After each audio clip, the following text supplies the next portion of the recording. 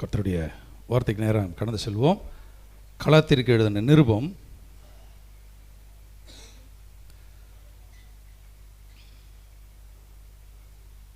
6ஆம் அதிகாரம் 14ஆம் வசனத்தை நம்ம எல்லாருமே சேர்ந்து வாசிப்போம். கலாத்திற்கு எழுதின நிருபம் 6ஆம் அதிகாரம்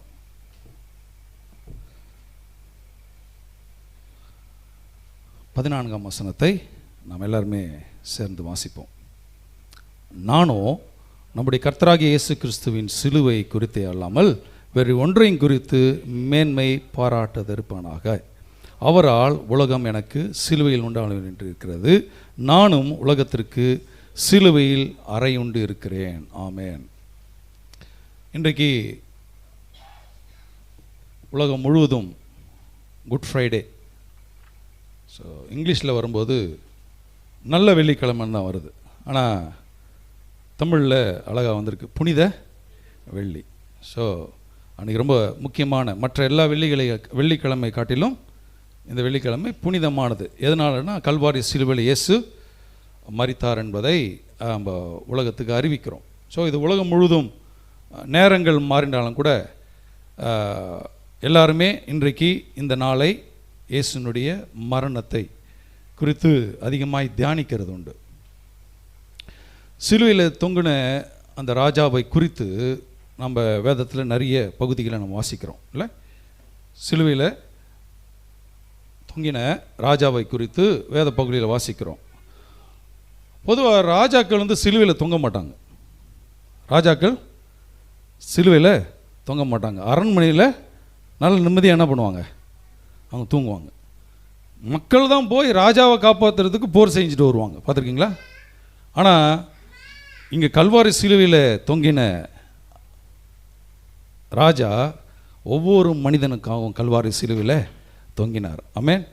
அந்த தேவன், அந்த இயேசுவை என்னுடைய தெய்வமாக நான் என்ன பண்ணுறேன், ஏற்றுக்கொண்டபடினாலே இன்றைக்கி நான் அங்கே உட்காந்துருக்கிறேன். சபையில் உட்காந்து ஆண்டுடைய வார்த்தைகளை இன்றைக்கி தியானிக்கும்படி அவருடைய சமூகத்தில் வந்திருக்கிறோம். ஆனால் வேதம் நம்மளுக்கு பாருங்கள், சிலுவை அப்படின்னு வரும்போது ஒவ்வொருத்துக்கும் ஒவ்வொரு அனுபவம் இருக்கலாம், இல்லை ஒவ்வொன்றும் நம்ம புரிந்து வைத்திருப்போம். ஸோ அதில் 1-2 ஏதாவது நீங்கள் சொல்லலாம். சிலுவை அப்படின்னு நினைக்கும்போது இல்லை பார்க்கும்போது உங்களுக்கு என்ன தோன்றுகிறது, ஏதாவது 1-2 சொல்லுங்களேன். சிலுவையை பார்க்கும்போது நமக்கு என்ன தோன்றுறது, இல்லை என்ன அனுபவமாக இருக்கிறது? 1-2 உதாரணங்கள் சொல்லுங்கள். பார்த்து தான் இருக்கிறோம், ஐயா எனக்கு அப்படிலாம் அனுபவமே வரலன்றீங்களா?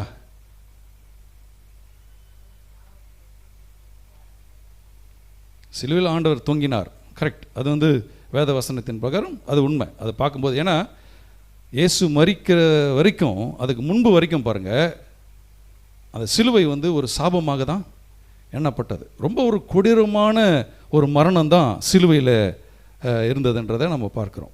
சிலுவை மரணம் தான் ரொம்ப கொடூரமான மரணம். அன்றைக்கு ரோமர்களாக பாருங்கள், கைகளில் செயின் கட்டினாலுமே, சங்கினால் கட்டினாலுமே அவங்களுக்கு பெரிய ஒரு அவமானம். ஆனால் அன்றைக்கு மனிதர்களால் நியமிக்கப்பட்ட ஒரு கொடூரமான மரணம் எது? அந்த சிலுவை மரணம். அப்போ அதை நாம் பார்க்குற விதம் ஒவ்வொருக்கும் கண்ணோட்டம் வித்தியாசப்படுகிறது, கரெக்டு தானே? நமக்கு அதில் கொஞ்சம் ஒரு எக்ஸ்ட்ரீமான ஆட்கள் எப்படின்னா, ஏதாவது பிசாசு விரட்டணுன்னா கையில் எதை வச்சுக்கிறோம்? சிலுவை வச்சோன்னா என்னாகும்? இது எங்கேருந்து வருது? எங்கேருந்து ஒரு மூவியில் எங்கேயோ ஒரு பிசாசு ஓட்டுறதை பார்த்ததுனால என்ன ஆகுது? கையில் வச்சுருந்தவனா பிசாசு வரமாட்டான். ஆனால் அவனுக்கு தெரியும், சிலுவையினாலே நான் ஓடுவேன்றது எனக்கு தெரியும், ஆனால் என்னால் இவன் ஓடுவான்றதை அது யாருக்கு தெரியும்? பிசாசுக்கு தெரிகிறது. அதனால தான் நம்ம ஆவி ஆத்மா சரீரத்தில் தேவனை அறிந்து கொண்ட அறிவில் நம்ம என்ன பண்ணணும், வளரும் பொழுது நமக்கு சிலுவை வச்சா தான் ஓடணுன்றது இல்லை. எங்கள் மனதிலிருந்தே அவன் என்னை மேற்கொள்ளாதபடிக்கு என்னுடைய குடும்பத்திலேயோ என்னுடைய நான் வாழ்கிற இடத்துல என்னை சுற்றி இருக்கிற எந்த இடத்திலும் அவன் என்னை மேற்கொள்ள முடியாதுன்ற ஒரு அதிகாரம் எனக்கு அந்த இயேசுவின் நாமத்தின் மூலமாக எனக்கு கொடுக்கப்பட்டிருக்கிறது. இன்றைக்கு அந்த சிலுவையை குறித்ததான ஒரு மேன்மையான காரியங்களை இன்றைக்கு நம்ம பார்க்க போகிறோம். அதுதான் இன்றைக்கு கலாத்தியர் நிருபத்தில் 6ஆம் அதிகாரத்தில் நம்ம வாசித்தோம். கல்வாரி சிலுவை இல்லை என்ன நடந்ததுன்றதை நம்ம அறிந்து கொள்வது ரொம்ப முக்கியம். உண்மைதான், நமக்கு சிலுவையை பார்க்கும்போது இயேசு தொங்கினார், அங்கே மரித்தார், அப்புறம் அதுக்கு பின்பதாக கொண்டு போய் அடக்கம் செய்யப்பட்டார்ன்றது எல்லாமே நம்ம சம்பவங்கள் மூலமாக அறிந்து கொள்கிறோம். அவர் எனக்காக மரித்தார்ன்றது எல்லாமே இன்றைக்கு தியானங்களாக இருக்கிறது நல்லது, அது நமக்கு தேவை. ஆனால் சத்தியம் நம்மளை விடுதலையாக்கும் என்றது தான் உண்மை. சிலுவை குறித்ததான சத்தியம், வெறும் சிலுவை நம்மளை விடுதலையாக்க முடியாது, சிலுவை குறித்ததான சத்தியம் நம்மளை விடுதலையாக்கும். அந்த சத்தியத்தை நீங்கள் அறிந்து கொண்டீங்கன்னா உங்கள் எல்லைகளுக்குள்ளாக பிசாசனுடைய அதிகாரம் உங்களுக்குள்ளாக வாழ்க்கையில் வருவதற்கு. ஏன்னா அங்கே தேவனை அறிகிற அறிவு, சத்தியத்தையும் அறிவீர்கள், சத்தியம் உங்களை விடுதலையாக்கும். சமீபத்தில் கூட பாஸ்டர் சாலமன் ராஜா ரோமர் 8ஆம் அதிகாரத்தில் ஒரு அந்த பகுதி 8ஆம் அதிகாரம் 32ஆம் வசனத்தினுடைய விளக்கத்தோட ஒரு கர்த்தருடைய வார்த்தையை நம்ம என்ன பண்ணோம், கேட்டோம். ஒரு தெளிவான ஒரு விளக்கத்தை வேத வசனத்தை சொல்லுகிறதை கேட்டோம். அப்போ சத்தியத்தையும் அறிவீர்கள், சத்தியம் உங்களை விடுதலையாக்கும். ஆகவே சத்தியத்தை நாம் அறிந்து கொள்வது ரொம்ப முக்கியம். அதை எங்கே கேட்க முடியும்? சபையில் அமர்ந்து தான் இந்த வேதத்தினுடைய சத்தியத்தை நாம் அதை கேட்க முடியும். ஆனால் பவுல் பாருங்க, அவருடைய எழுத்துக்கள் எழுதும்போது ரட்சிப்புக்கேற்ற பலன் சுவிசேஷத்தில் இருக்கிறது. சுவிசேஷத்துக்கு பாருங்க, ஒரு மனிதன், ஒரு தனி மனிதன் ரட்சிக்கப்பட வேண்டும் என்பது யாருடைய சித்தம்? கடவுளுடைய சித்தம். அப்போ அதுக்கான பலன் எங்கே இருக்குதான்? ரட்சிப்புக்கேற்ற பலன் சுவிசேஷம் என்றது தான். அப்போ சுவிசேஷத்தின் மூலமாய் நற்செய்தியை அறிவிப்பதன் மூலமாக ஒருவன் யாருக்குள்ளே வராங்க?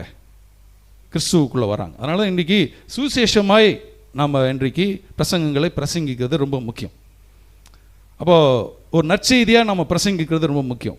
அப்போ நாம் இன்றைக்கி கேட்க போகிற இந்த செய்தி மிக ஒரு முக்கியமானதும், உங்களுடைய கண்ணோட்டத்தை சிலுவை இதுவரைக்கும் நீங்கள் பார்த்ததுக்கும் இனிமேல் நீங்கள் அதை மேன்மை பாராட்டுறதுக்கும் பெரிய வித்தியாசம் இருக்க போகிறது.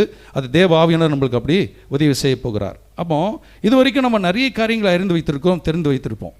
ஆனால் அது எல்லாவற்றை காட்டிலும் வேத வசனத்தினுடைய மகத்துவம் உண்மையும் நமக்கு உண்மையாக இருக்கிறது. பாருங்கள், கல்வாரி சிலுவையில் தேவன் நமக்கு என்ன செய்தார் என்பதை நாம் அறிந்து கொண்டோமே என்றாலுமே நம்ம வாழ்க்கையில் தேவன் எனக்கு எல்லாம் ஈவாக கொடுத்துருக்கிறார், எதெல்லாம் எனக்கு ஆசீர்வாதமாக கொடுத்துருக்காருன்றதை நம்ம லகுவாக என்ன பண்ண முடியும், புரிந்து கொள்ள முடியும். அதுக்கு தான் எல்லாற்றுக்கும் பதில் இயேசு கல்வாரி சிலுவையில் எனக்கு செய்து முடித்திருக்கிறார்ன்றது தான். அப்போ அந்த கல்வாரி சிலுவையை பார்க்கும்போது எனக்கு பதில் உண்டாகிறது, ஒரு நம்பிக்கை உண்டாகிறது. என்னால் வாழ முடியும், என்னால் இதை மேற்கொள்ள முடியும் என்ற ஒரு பலனும் திராணியும் நமக்கு உண்டாகிறது. அப்போ இந்த 6ஆம் அதிகாரம் இந்த 14ஆம் வசனத்தை நாம் திருப்பிக் கொள்வோம். கலாத்தியர் 6ஆம் அதிகாரம் 14ஆம் வசனம். இந்த வார்த்தை பவுலுக்கு என்னவாக இருந்தது? நம்ம பார்க்குற பகுதி பவுலுக்கு என்னவாய் அவர் என்ன புரிந்து கொண்டார். இப்போ அதை நாம் இன்றைக்கு படித்து தியானிக்க போகும்போது நாம் என்னவாய் புரிந்து கொள்ள போகிறோம். அவருடைய புரிந்து கொள்ளுதலுக்கும் என்னென்ன புரிந்து கொள்ளுதலுக்கும் வித்தியாசம் என்ன பண்ணக்கூடாது, இருக்கக்கூடாது. அவர் ஒரு மாதிரி புரிஞ்சுக்கிட்டாரு, நான் ஒரு மாதிரி புரிஞ்சுக்கிட்டார்ல, அவர் என்ன புரிஞ்சுக்கிட்டாரோ அதை தான் நாமும் புரிந்து கொள்வது தான் வேத வசனத்தினுடைய போதனையே. அதனால் நாமளாக ஒரு கதையை என்ன பண்ணக்கூடாது, எடுத்து சொல்லக்கூடாது. அதில் இருக்கக்கூடிய கருத்துக்களை அப்போ இதில் நாம் அறிந்து கொள்ள வேண்டிய சில காரியங்கள் இருக்குது. இன்றைக்கி சில காரியங்கள் நம்ம கற்றுக்கொள்ள போகிறோம். பவுல் பாருங்கள், நல்ல ஒரு வெளிப்பாடை பெற்றவர். இயேசுவோடு நேரடியாக சீஷரே கிடையாது. பழைய ஏற்பாடை கமாலியல் பாதத்தில் அமர்ந்து பழைய ஏற்பாடை ரொம்ப அதிகமாய் நேர்த்தியாய் கற்றுக்கொண்டவர். ஆனால் தேவன் நேரடியாக அவளை சந்தித்த பிறகு அவருக்குள்ள வெளிப்பாடு வித்தியாசமாக இருக்குது. அவருக்கு இருந்த வெளிப்பாடுகளில் மிக உயர்ந்த வெளிப்பாடு எதுன்னா அவருடைய அவருடைய சிலுவை. அந்த சிலுவையை அநேக இடங்களில் அவருடைய எழுத்துக்களில் நிருபங்களில் அதை கொண்டு வருகிறார். அதனால தான் கொரிந்திய பட்டணத்தில் எழுதும்போது இந்த வார்த்தையை இப்படி எழுதுகிறார். என்ன சொல்கிறாரு பாருங்கள், நாங்களோ சிலுவையில் அறையப்பட்ட கிறிஸ்துவை பிரசங்கிக்கிறோம். சிலுவையில் அறையப்பட்ட கிறிஸ்துவை. அன்றைக்கி பாருங்கள், இந்த பிரசங்கம் சிலுவை குறித்து சொன்னாலுமே அன்றைக்கி சாபமாக இருந்த இடத்துல பவுல் அங்கே போய் சிலுவை குறித்து என்ன பண்ணுறாரு, பிரசங்கம் பண்ணுறாரு. எவ்வளோ ஜனங்கள் அங்கே நிராகரித்திருப்பாங்கள்ல. அதுதான் உண்மையான சிச்சுவேஷன் அந்த இடத்துல. ஆனால் பவுல் அந்த இடத்துல அந்த கல்வாரி சிலுவையை குறித்ததான ஒரு மேன்மையை அங்கே சொல்கிறார். அப்போ சிலுவையில் என்ன நடைபெற்றது அப்படின்றத நம்ம அறிந்து கொள்வது ரொம்ப முக்கியம். அப்போ இதை குறித்து இன்றைக்கு நான் உங்களுக்கு காண்பிக்க விரும்புகிறேன். இந்த கலாத்தியர் நிருபத்தில் நீங்கள் பார்த்தீங்கன்னா 6 அதிகாரங்கள் இருக்கிறது. இந்த 6 அதிகாரங்களில் இது ஒரு நிருபம், ஒரு லெட்டர். இப்போ இந்த லெட்டரில் இந்த நிருபத்தில் ஒரு பிரச்சனை இருக்குது. நிருபங்கள் எல்லாமே பிரச்சனை இருக்குது. அந்த பிரச்சனைக்கான பரிகாரத்தை பரிசுத்த ஆவியாரால் ஏவப்பட்டு அங்கே ஒரு சொல்யூஷன் என்ன பண்ணுறாரு, பவுல் கொடுக்குறார். ஸோ நிருபங்கள்லாம் வாசிக்க போகும்போது என்ன பண்ணணும், அந்த சரியாக நம்ம வாசி கற்றுக்கொள்வது ரொம்ப முக்கியம். ஸோ இங்கே சபையில் இங்கே வந்தோம்னா அதை நேர்த்தியாக நம்ம என்ன பண்ணுவோம், கற்றுக் கொடுக்கறதுக்கு நம்ம உதவி செய்கிறோம். ஏன்னா ஒரு அதிகாரம் வாசிச்சியா அப்படின்றதன் அடிப்படையில் நம்ம வாசித்தோம்னா அதோடைய சரத்தையே என்ன இருக்காது, அதில் சொல்லப்பட்ட கருத்து என்னன்றது நம்மளுக்கு தெரியாமல் போயிடும். ஒரு திருப்தி இருக்கும், நான் ஒரு நாளைக்கு ஒரு அதிகாரம் என்ன பண்ணேன், வாசித்தேன் அப்படின்ற நிலைப்பாடு வேண்டாம். நிருபங்கள்லாம் வாசிச்சிங்கன்னா நிச்சயமாக முழுவதுமாக என்ன பண்ணணும், ஆமாம் அன்றைக்கி நீங்கள் வாசிக்கக்கூடிய வேத பகுதியாக இருக்கும்னா இந்த பகுதியை நீங்கள் முழுசுமாய் வாசிப்பதற்கு நேரம் எடுப்பது ரொம்ப முக்கியம். ஒருவேளை நேரம் இல்லைன்னா கூட மறுபடியும் அதுக்காக நேரம் ஒதுக்கி முழு அதிகாரங்களையும் வாசிக்கிறது ரொம்ப நல்லது. நான் கூட வீட்டில் சிறுபிராயம் இருக்கும்போது இந்த சங்கீதங்கள் தான் வீட்டு ஜெபத்தில் வாசிப்போம். சில நேரம் 3 வசனத்தோடு இருக்கும், அன்றைக்கி உடனே குடும்ப ஜெபம் என்ன ஆகிடும், டக்குன்னு முடிஞ்சிடும். சில நேரம் 119ஆம் சங்கீதம் வந்து மாறிடும். அதுக்கப்புறம் எதனா முக்கியமான வேலை இருக்கும், உடனே என்ன பண்ணிடுறது, இதை ஸ்கிப் பண்ணிவிட்டு 120ஆம் சங்கீதத்துக்கு போய்டுறது. எப்போ வாய்ப்பு டைம் கிடைக்குதோ அப்போ பாருங்கள், நம்மளுக்கு ஏற்றார் போல் நம்மளுக்கு சாதகமாக என்ன பண்ணுறோம், வசனங்களை எடுத்துக்கொள்கிறோம். ஆனால் நம்ம அப்படி படித்தோம்னா அதனுடைய சுவாரஸ்யத்தை நம்ம என்ன பண்ணிடுவோம், அந்த இடத்துல இழந்துடுவோம். ஆனால் வாசிக்க போகும்போது அதில் இருக்கக்கூடிய வார்த்தைகளுடைய அந்த மேன்மையை நாம் அதை பெற்றுக்கொள்வது ரொம்ப முக்கியம். இங்கே கலாத்தியர் இங்கே பிரச்சனை என்னன்னு பார்த்தீங்கன்னா, ஒரு இஷ்யூ அங்கே தோணுது. என்னென்னா, உண்மையான கிறிஸ்துவ செய்தி என்னன்றது ஒரு ஸ்டேஜில் இல்லாமல் போயிடுச்சு. உண்மையான கிறிஸ்துவ செய்தி பவுல் எதை வந்து அந்த கலாத்திய பட்டணத்துக்கு அவருக்கு போதித்தாரோ அது நாட்கள் போக போக என்ன ஆயிடுச்சு, இப்போது தனிந்து போய்விட்டதுன்றது தான் அங்கே ஒரு பிரச்சனை ஆயிடுச்சு. இப்போ உண்மையான கிறிஸ்துவ செய்தி என்ன, இதை குறித்து தானே குழப்பம். அப்போ எதை நீங்கள் விசுவாசிக்க போகிறோம், அப்போ கிறிஸ்துவ விசுவாசம் என்றால் என்ன, அப்போ இந்த குழப்பம் எல்லாமே உள்ளே வந்துருச்சு. கிறிஸ்துவ மையமாக்கப்பட்ட போதனையை போதிக்கிறத விட்டுட்டு மத ரீதியான காரியங்கள் உள்ளே வந்துருச்சு. இன்றைக்கும் சபைகளுக்குள்ளாக மத ரீதியான காரியங்கள் இன்றைக்கி என்ன ஆயிடுச்சு, உள்ளே வந்துருச்சு. அப்போ கிறிஸ்துவம் என்றால் என்னன்றதை நம்ம அறிந்து கொள்ளணும். சின்ன சின்ன காரியங்களுக்கு எல்லாமே முக்கியத்துவம் கொடுத்தாங்க, ஆனால் முக்கியமான காரியத்துக்கு என்ன பண்ண மாட்டாங்க, அங்கே முக்கியத்துவத்தை கொடுக்காம விட்டுட்டாங்க. இதுதான் அந்த இடத்துல இருக்கக்கூடிய குழப்பம். இந்த குழப்பத்திற்கான சரியான ஆலோசனையை புத்திமதியை பவுல் இந்த நிறுவனத்தில் என்ன பண்ணுறாரு, கொடுக்குறார். ஸோ இந்த முழுமே அவர் அவுட்லைனாக தான் இன்றைக்கி நான் உங்களுக்கு காண்பிக்க விரும்புகிறேன். நீங்கள் என்னோட ஃபாலோ பண்ணிங்கன்னா அந்த இடத்துல சில குறிப்புகள் நான் சொல்கிறேன், அந்த வசனங்கள் நீங்கள் மார்க் பண்ணிக்கிட்டிங்கன்னா இந்த பகுதி இதை தான் அப்போஸ்தலனாகிய பவுல் நம்மளுக்கு புரிய வைக்கிறாருன்றதை நம்ம என்ன பண்ண முடியும், புரிந்து கொள்ள முடியும். பாருங்கள், சில நேரம் வாக்குத்தத்தத்துக்காக ஒரு வசனத்தை எடுத்து வாசித்து கலாத்தியர் 6 இப்படி சொல்லுகிறது, இந்த வாக்குத்தத்தம் இப்படி இருக்குதுன்றதை நம்ம எடுத்துக்கிட்டோம்னா அது யாருக்கு சொன்னது, எதற்காக சொல்கிறது, எந்த சூழலில் சொல்லப்பட்டதுன்றது சிரத்தையே இல்லாமல் போய்விடுவோம். வாக்குத்தத்தத்தை மாத்திரம் பிடித்துக் கொள்கிறோம், நல்லது. ஆனால் வாக்குத்தத்தம் அதை எப்படி நிறைவேற்ற வல்லவராக இருக்கிறாருன்றதை நம்ம அறிந்து கொள்வது ரொம்ப முக்கியம். அப்போ தவறான காரியங்கள் சபைக்குள்ளாக நுழைய ஆரம்பிச்சிருச்சு. அப்போ நுழைய ஆரம்பிச்சதனுடைய விளைவுகள் என்னன்னா, கிறிஸ்துவ விசுவாசத்தை விட்டு விலகுகிறவர்களாக போயிட்டாங்க. பாருங்களேன், இந்த 1ஆம் அதிகாரம் 1ஆம் வசனத்திலிருந்து 10ஆம் வசனத்துக்குள்ளாக நீங்கள் வாசிச்சிங்கன்னா இந்த இடத்துல அப்போஸ்தலனாகிய பவுல் ஒரு விஷயத்தை இங்கே எடுத்து சொல்ல விரும்புகிறார். என்ன சொல்ல வர்றார் பாருங்கள், இங்கே பிரச்சனையை சொல்கிறார். என்ன சொல்கிறாரு, கிறிஸ்துவில் உள்ள விசுவாசத்தில் சுவிசேஷத்தை விட்டு நீங்கள் இவ்வளோ சீக்கிரமாய் திரும்புகிறதை பற்றி நான் ஆச்சரியப்படுகிறேன். இது அங்கே மீன் பண்ணுறார். இதுதான் அங்கே 1ஆம் அதிகாரம் 1ஆம் வசனத்திலேருந்து 10ஆம் வசனத்திலேருந்து சொல்லக்கூடிய காரியம். பாருங்கள், ஆரம்பத்தில் கிறிஸ்துவை அறிகிற அறிவில் நம்ம வளர ஆரம்பித்தோம், சபைக்கு போக ஆரம்பித்தோம். நாமும் சில நேரம் அப்படி ஆகிடுறோம். பாருங்கள், ஏன்னா ஒரு பிரச்சனை போராட்டம் வந்தவொன்னே என்ன ஆகிடுறோம், கிறிஸ்துவனுடைய விசுவாசத்தை விட்டு நம்ம என்ன ஆகிடுறோம், விலகிடுறோம்.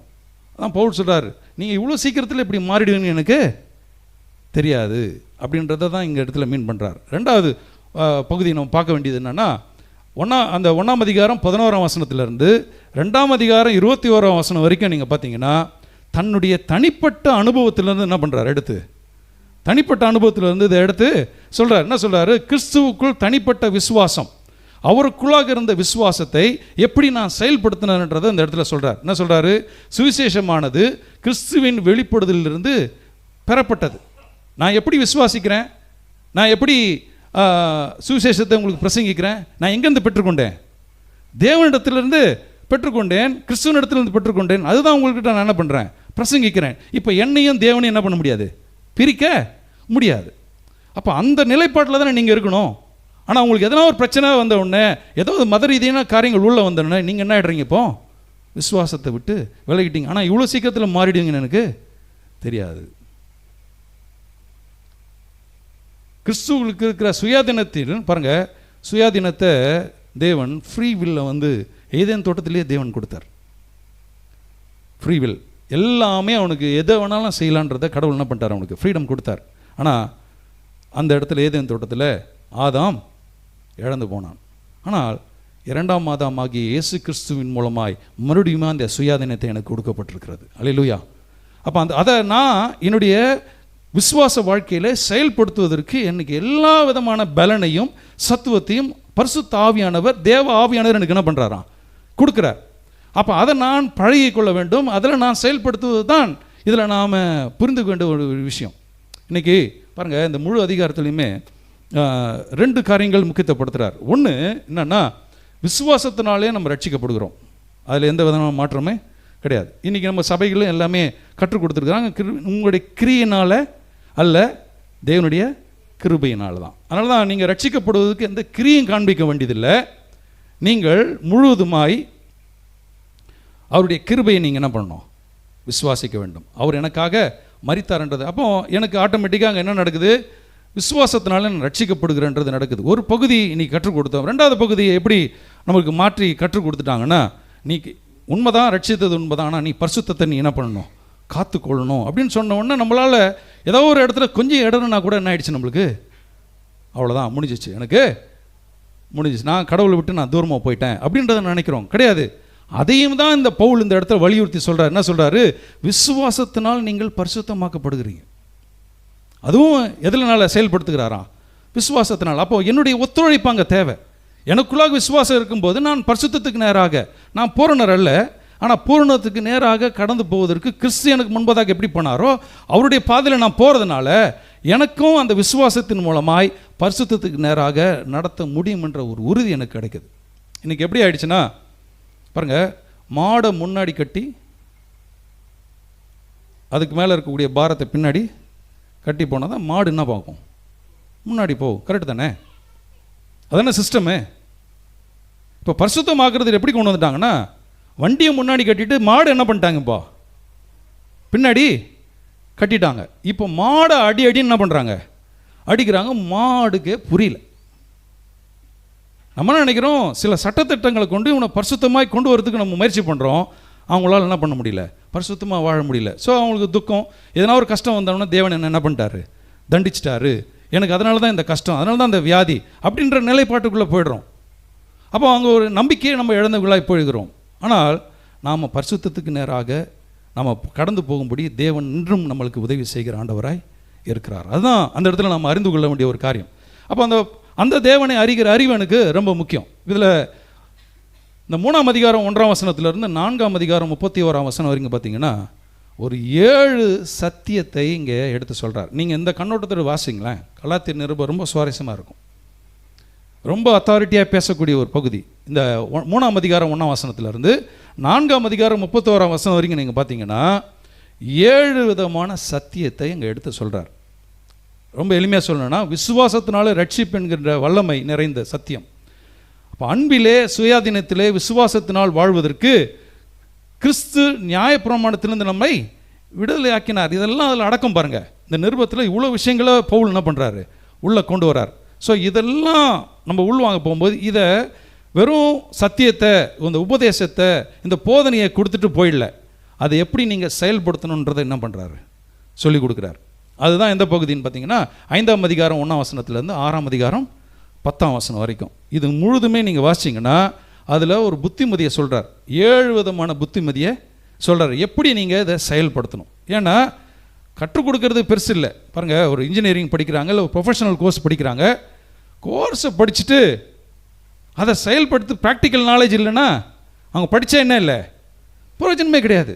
இப்போ நான் ஒரு 10 முறை வேதத்தை நான் என்ன பண்ணிட்டேன், வாசிச்சிட்டேன், இல்லை 100 முறை வாசிச்சிருக்கிறேன் அப்படின்னு சொல்கிறதுல, மேன்மை பாராட்டுறதுல எந்த பிரயோஜனமே கிடையாது. அது நிச்சயமாக அந்த வார்த்தைகள் உங்கள் வாழ்க்கையில் பெரிய தாக்கத்தை ஏற்படுத்தியிருக்கணும். உங்களால் உங்களுடைய நடை, உடை, பாவனை, பேச்சு, சிந்தனை, செயல் எல்லாவற்றிலும் யாரை வெளிப்படுத்தி காண்பிக்கிறதுக்கு அருமையான தருணம், கடவுளை வெளிப்படுத்தி காண்பிக்கக்கூடிய அருமையான தருணம். அப்போ இதெல்லாம் நாம் உணர வேண்டியது. இந்த வேத வசனத்தின்படி என்னுடைய வாழ்வை, என்னுடைய எதிர்காலத்தை நான் திட்டமிட போகும்போது திருத்துவத்தின் தேவன் என்னை அனுதினம் என்னை வழிநடத்த உண்மையாக உள்ளவராக இருக்கிறார். அல்லேலூயா. அப்போ அந்த புத்திமதியை சொல்கிறார். இதெல்லாம் சொன்னதுக்கப்புறம் தான் இப்போ பாருங்கள் 6ஆம் அதிகாரம் 14ஆம் வசனம் வரப்போகும்போது நான் இதெல்லாம் இருந்தாலும் கூட எதை நான் மேன்மை பாராட்டுவேன்?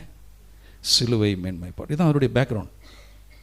ஸோ இதை நம்ம உள்வாங்கி இப்போ இதிலேருந்து சில காரியங்களை நம்ம பார்க்க போகிறோம். என்ன சொல்கிறாரு பாருங்கள், இதுதான் அங்கே குழப்பன்றது தெரிஞ்சு போச்சு, இதெல்லாம் இல்லை. இப்போ இதை சரிப்படுத்துறதுக்கு தான் இப்போ பவுல் என்ன பண்ணுறாரு, அந்த இடத்துல இந்த குழப்பத்தை தெளிவுபடுத்துறதுக்கு தான் சொல்கிறார். அந்த சாராம்சத்தை இங்கே எடுத்து சொல்கிறார். பாருங்கள், பவுல் விசுவாசத்தில் ரொம்ப ஸ்ட்ராங்கான நபர்.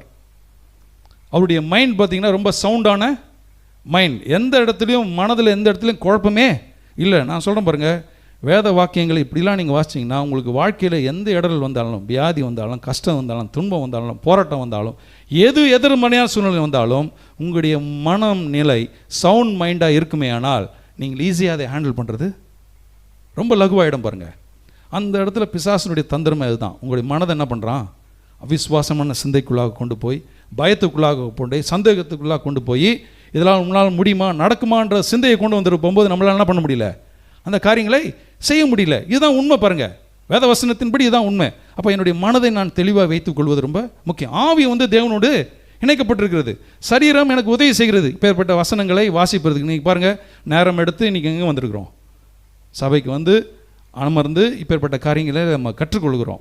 அப்போ இதனுடைய உங்களுடைய ஒத்தாசையும் அங்கே இருக்கிறது. இங்கே தேவனும் உங்களோட கிரியை செய்து கொண்டிருக்கிறார். அல்லேலூயா.